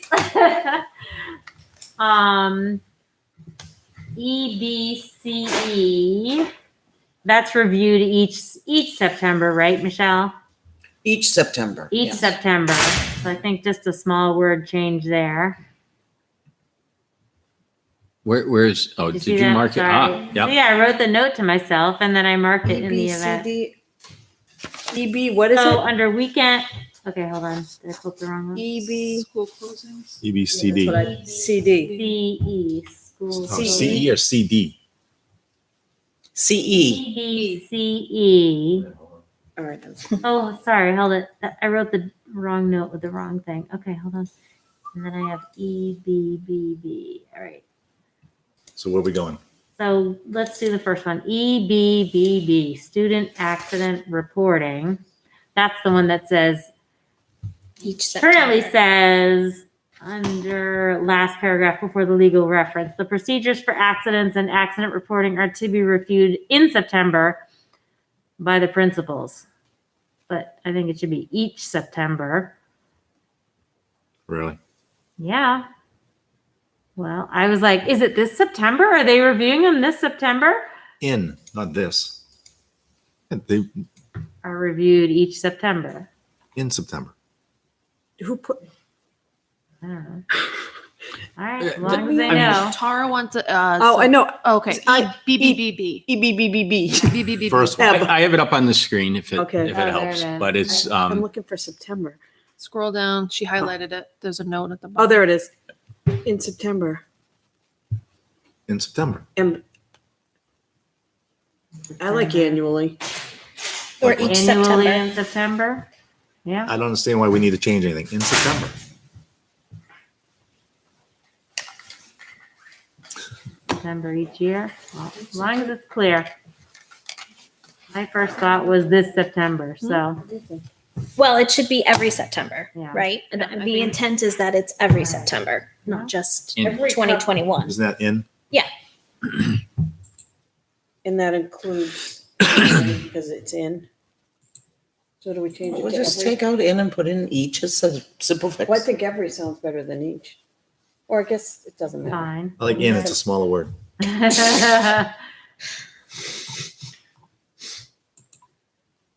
So are we changing it?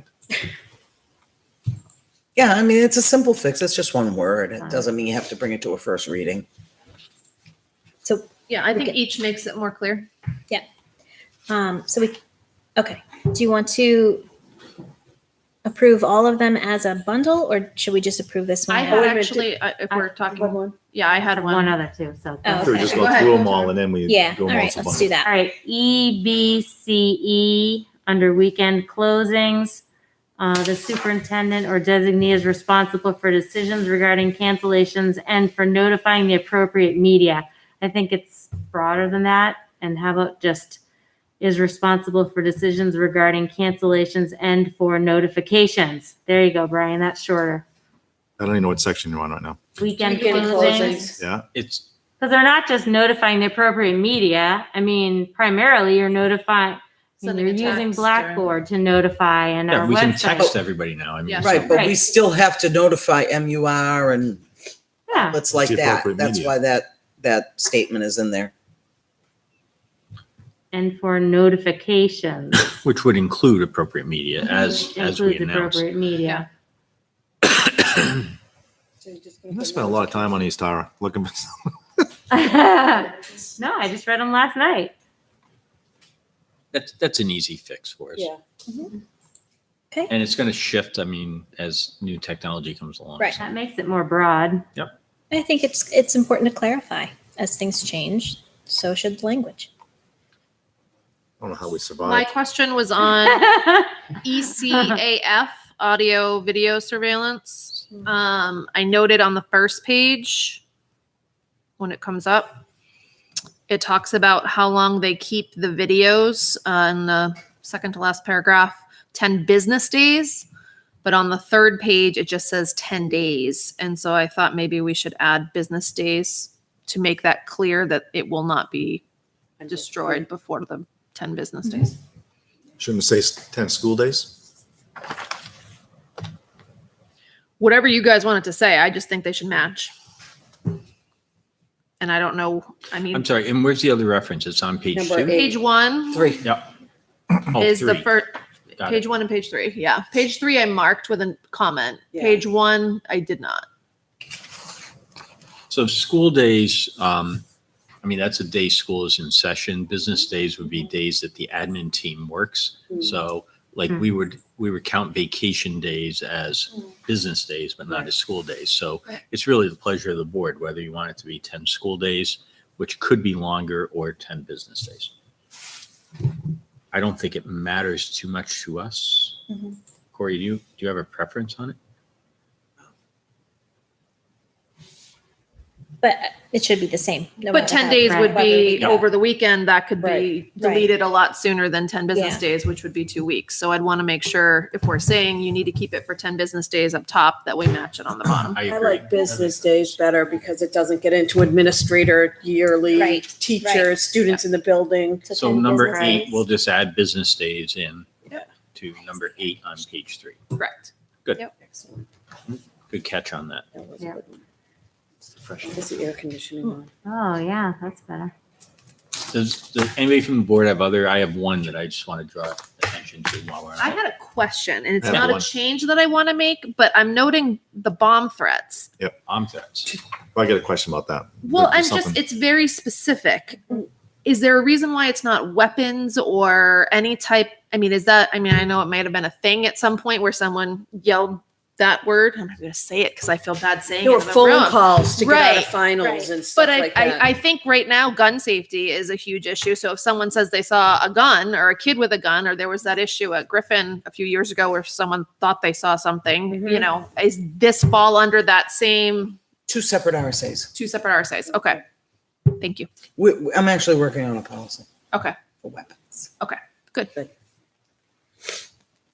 What was your question on that one, Brian? Well, just one thing, because I'm thinking back in days of HR. The very last line, makes a bond threat, shall be subject to appropriate disciplinary action up to expulsion.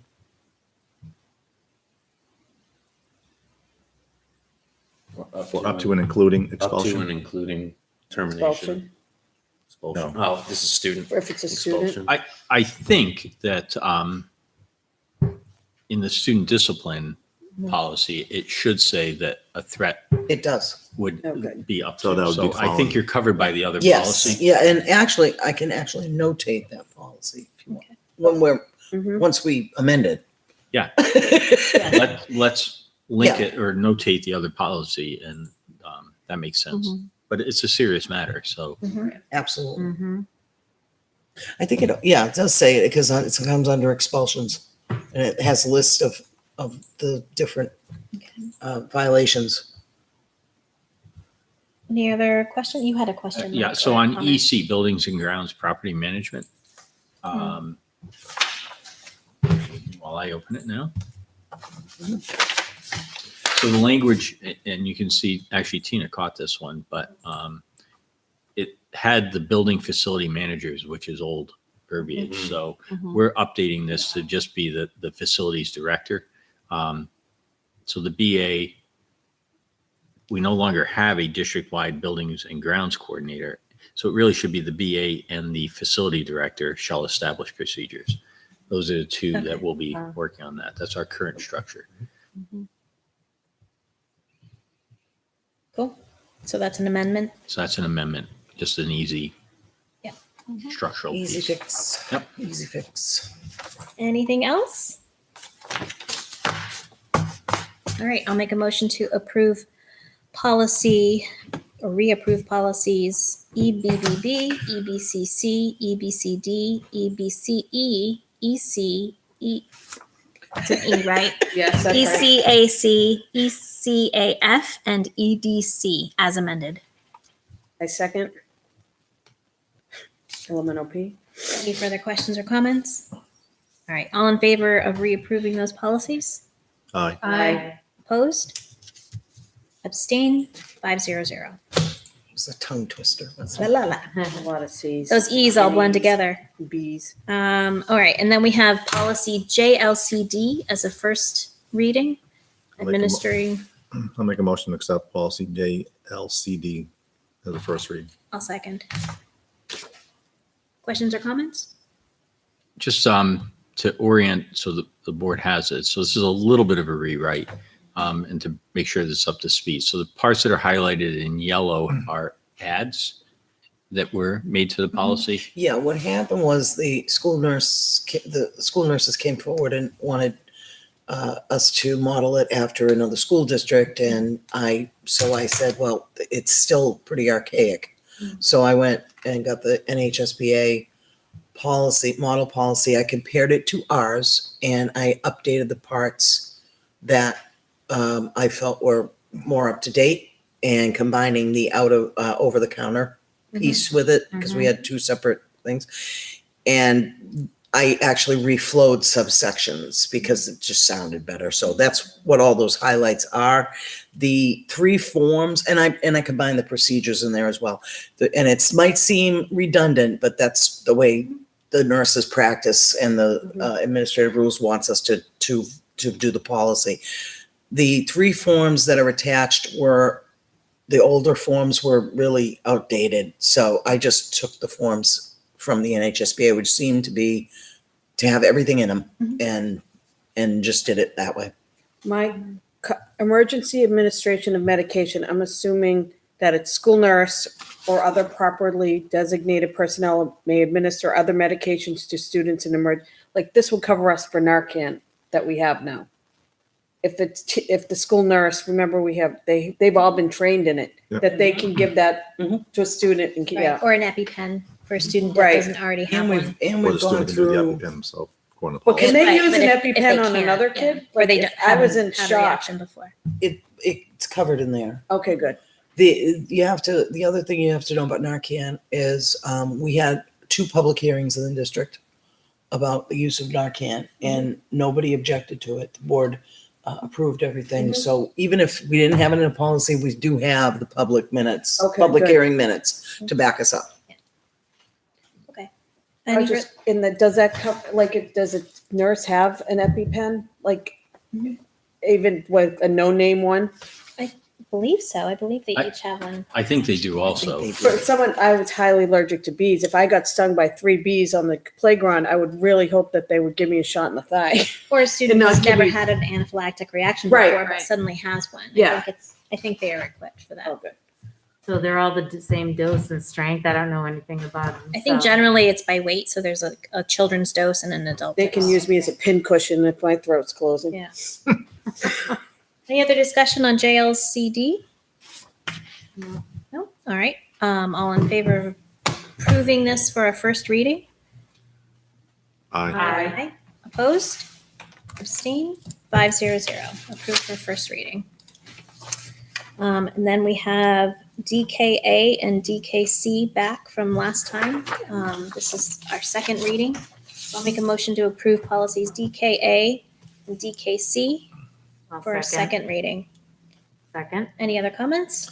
If I may just ask that the board delay voting on DKA payroll, because Colleen and Holly had some concerns with it today, and they've offered just a couple of, they seem to be friendly amendments. They're nothing major, but I'd like to take it to them, make sure that Sure. they get Mhm. an opportunity to be sure that we have this right. So, and basically they were updating how the payment is done.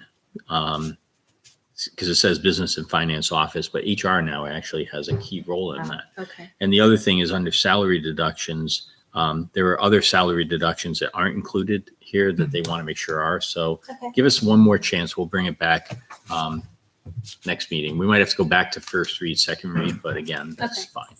All right, so I will withdraw that motion.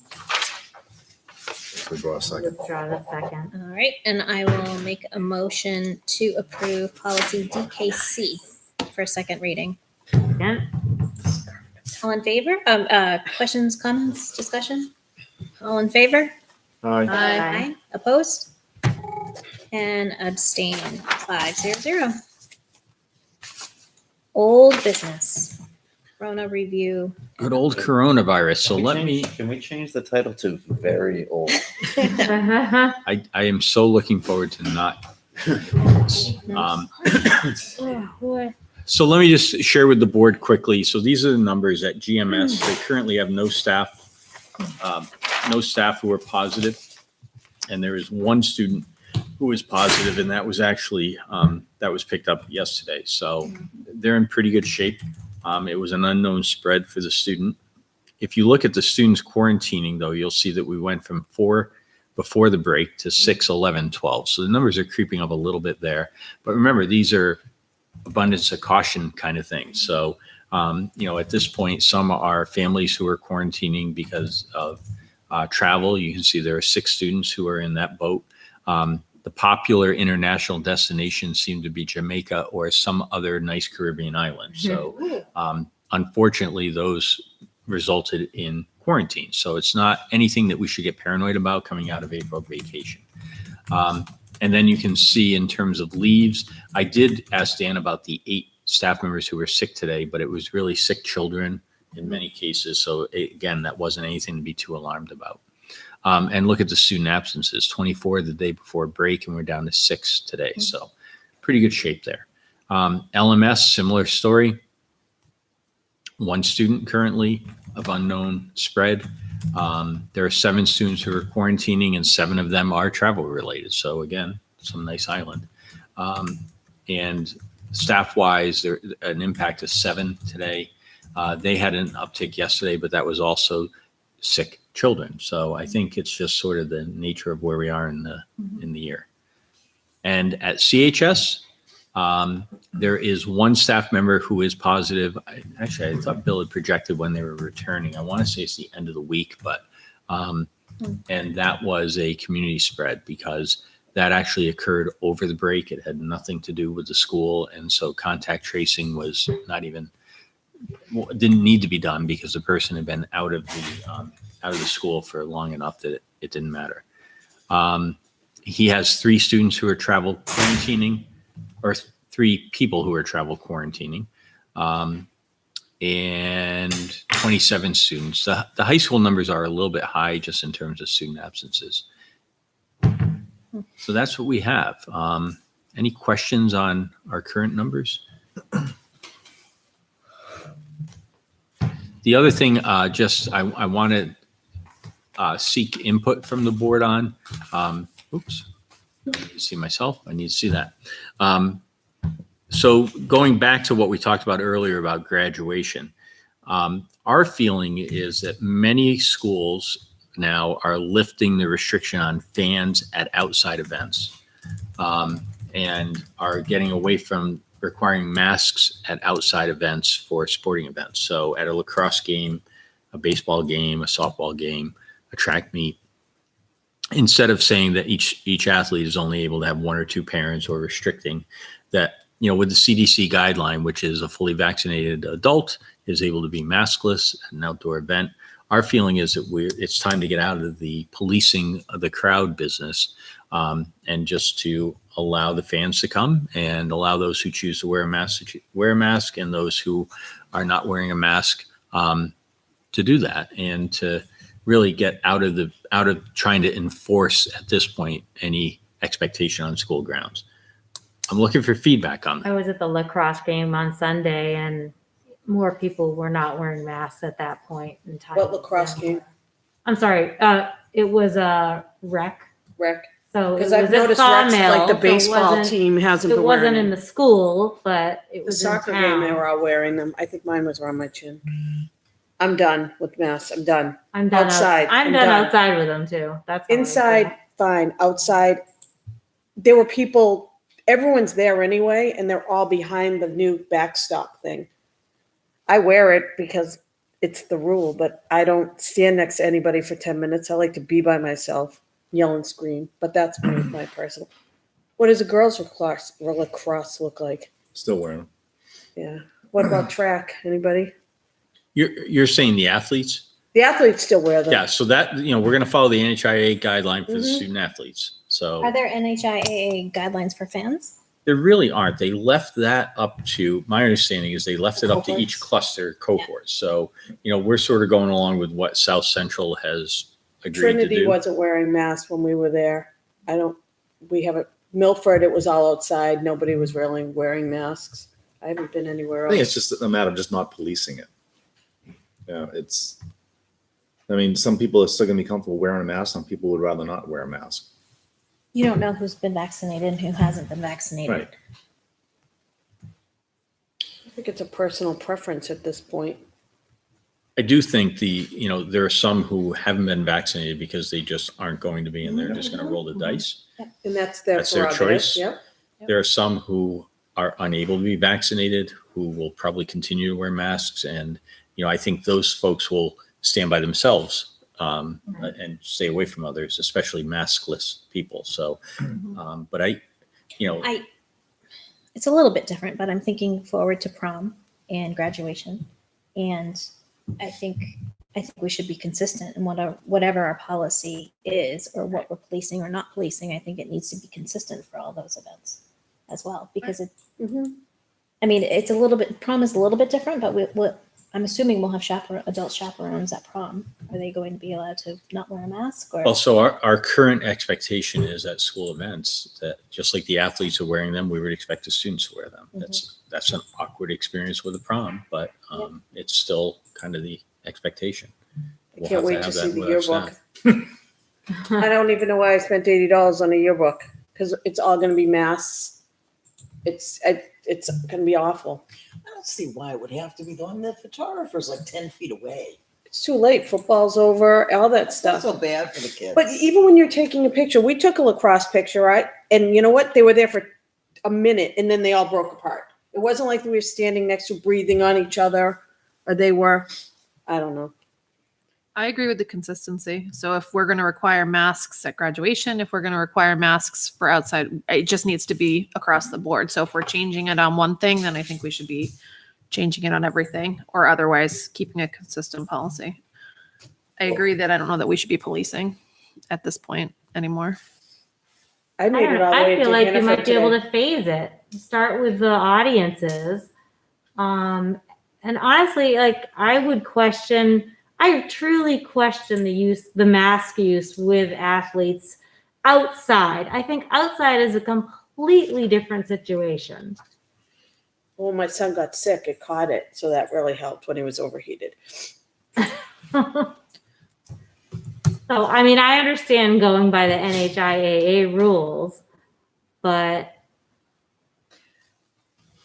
that's them setting the rules. If they're doing the graduation like they did last year, every family walks in single file with their people. Like I'll be with you guys probably, but my mother, their grandmother, we will all be in the same pod and we're all vaccinated and we would all feel comfortable. Maybe not Scott's mother, but the rest of us will be fine without it. I don't know. I think it's a personal preference at this point. I made it all the way to Hannaford without wearing a mask. 16-year-old or when are high school, like what's the date? I know that high school students obviously can get vaccinated. When was that? Has everybody had a They had chance it to at get Alvern fully yesterday. So we- 2 days ago. vaccinated? We actually announced the closed pod at Alvern, which was open to Campbell students. Yep. We Right? promoted that with all the high school families. it's 16 and up. So you still have high schoolers that are 14 and 15. That's true. FCC is going to announce it next week. That's But- what I Or heard. the other 12 to 15? But they had a grand total of 250 students that participated in the clinic. Only 30 were from Litchfield. So, we had estimated 250 eligible students from Okay. Campbell. Now, again, did people get their vaccines in other don't know. ways? You don't Right. know all of that, but those are the numbers that we currently have. I just think it's, we're just in a whole different game now with people being fully vaccinated. Once I we think cross so, that too. threshold, it's really kind of a game changer. I mean, I guess it would be reasonable to have a mask required area at events so that instead of, you could say masks are required here. And then that would be a place for somebody who, for whatever reason, wants to only be around masked people. They would have the ability to be that in that area. But then, well, I like to stand on the end. I don't like to stand on the side because everybody's got their You're- personal you're preferences. separating Instead of people. voting. What are other I think schools doing?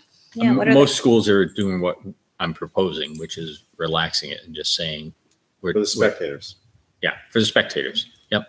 They're just tapping out on it, saying, the Taking energy. temperatures outside, it's And people- redundant at There's this plenty point. of room to space out outside. And again, I think if people are concerned and they want to wear a mask, that they'll just walk away from people who don't wear a mask.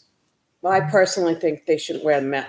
They should have the choice at the prom too. I do. The what? The prom, What about it? not wearing a mask. The students or the parents? The students at the prom, Well, they have to wear them? Our school policy is That's they have what to we've wear a mask. agreed right now. But the adults don't have to? the adults have They to. do too. The employees do. We're only talking spectators at sporting events or any other like outside. But we're not talking about graduation and prom. Did I miss? Well, Did I like I black think it out in should the be the middle of all same. that? I think it should be the same for all, Well, any we're, school event. I'm going to ask Okay. Mike and Bill to give us an update on where students. they are with their graduation planning. I mean, you got to remember what we did last year.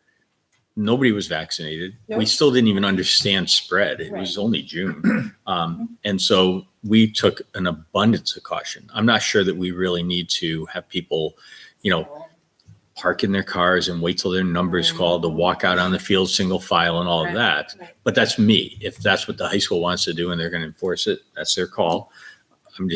I don't know that we're there in June of 21 like we were in 20. We're not. So we'll get an update from them on it. But I think the clear distinction is spectators, adults who have had access to a vaccine, and everybody at this point can be fully vaccinated if they want to be, right? So I think that's accurate in terms of adults. I don't know that they're at their 2 weeks yet, but yeah, I mean, I think they've had their opportunity for when it was open to get both shots. But we were just this past Saturday that just happened. Okay. And we were on the earlier end of getting when they opened it up. Right, So, I right. mean, we're 4 days out from Right. our 2 weeks post shot. So, Right. And I for, mean, I and still- for, and for teenagers, it's less than that because it was the so right. I'm all or nothing. I'm done with the masks. I want my son to be done with the masks. One of them's vaccinated, one of them isn't. I'm done with masks outside, especially. Done. I've had acne at age 52. It's wrong. I don't want a mask at a graduation. I'm going to be outside. I don't think my girls spending $700 on a dress have to get a mask. And they're going to suffocate behind them outside. in the Spent tent. $700 on a dress. I hope they bought a nice mask to match. Well, they are going to have to. they're That's the newest thing, I guess. But it's outside. So in the we'll tent. get back to the graduation. I think prom. I mean, I tried, everybody. I tried. let me have Bill and Mike address that one because I they're doing the Oh, they're planning probably on going to it. kill me. I'm gonna tell them that it came from Liz. Oh, yeah. It's me. Well, do you want kids to write in their thoughts? Because there will be 100 emails coming in. Yes, and you're going to answer them all, Brian. And you're not going to miss one of them because it's your job now. Mhm.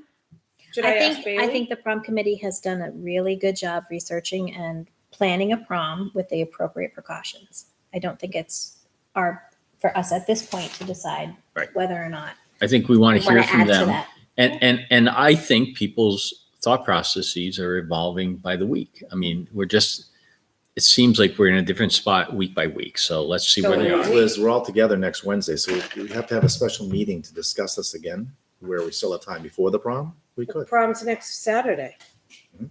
We meet We next meet 2 days Wednesday. before. Is it a board decision? Or is it I a mean, building decision? We have the reopening plan and we are requiring masks on campus. Then how can we allow them not on sports? Spectators. The sports are still, the Spectators. students are still required to wear them. Right. It'd be The s- spectators. But yeah, visitors to school grounds are required to wear them. So by that logic. So then everyone should still wear a mask then. I'm all or nothing. Well, I think the CDC change, which was There's a whole bunch of components in the opening, outdoors. right, in our opening document that we've changed because it just changed. It's fluid, and we said that from the beginning.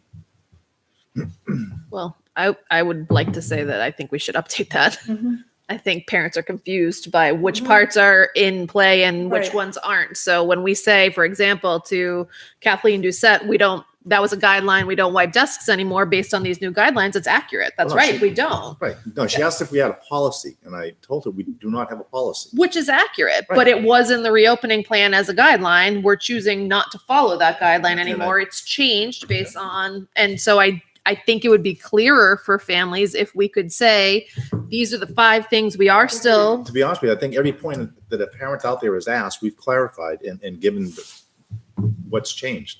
And I think everyone's out there knows what's changed.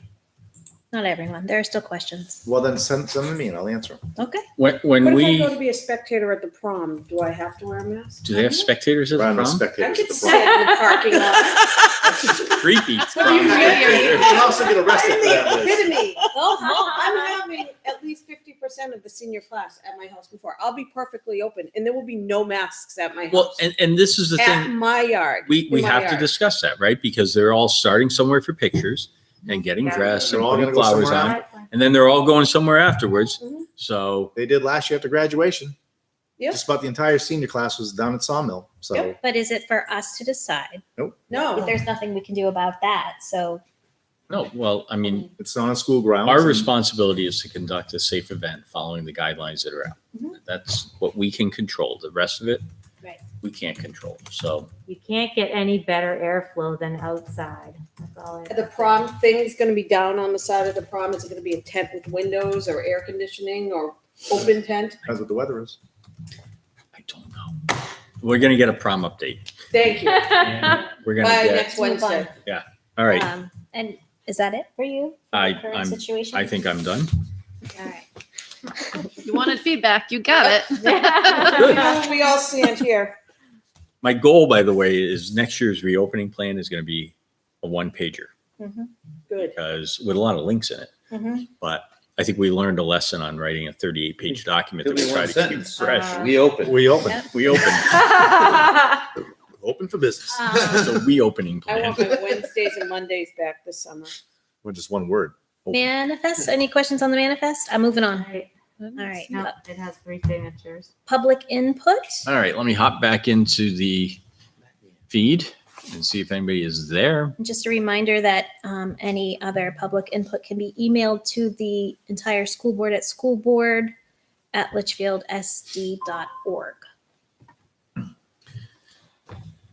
at any time. Brian will happily. Yes. And so we're in the public feed and there's nobody but me. Okay, thank you. I'll work on that for next week. What, Public feed? input? We don't have a meeting next week. All right, week after. If you want to be. One administrator's Yeah. fine with it. one Knock is- stuff out. We'll be at the library. So next week is our non-meeting because we'll be discussing negotiations with our attorney. And At 5 o'clock. after that, we are meeting on May 19th here at Town Hall at 5 p.m. So that will take us to non-public session according to RSA 91-3:311 A through C. Pertaining to the dismissal, promotion, or compensation of any public employee or the disciplining of such employee or the investigation of any charges against him unless the employee affected, 1, has a right to a meeting, and 2, requests that the meeting be open, in which case the request shall be granted. B, the hiring of any person as a public employee. C, matters which, if discussed in public, would likely affect adversely the reputation of any person other than a member of the body or the agency itself, unless such person requests an open meeting. Can I have a roll call vote to go into non-public? Brian? Yes. Yes. Tara? Yes. Heidi? Liz? Yes. And I'm a yes. Thank you. Oh, my kids. So what did we decide about outdoor?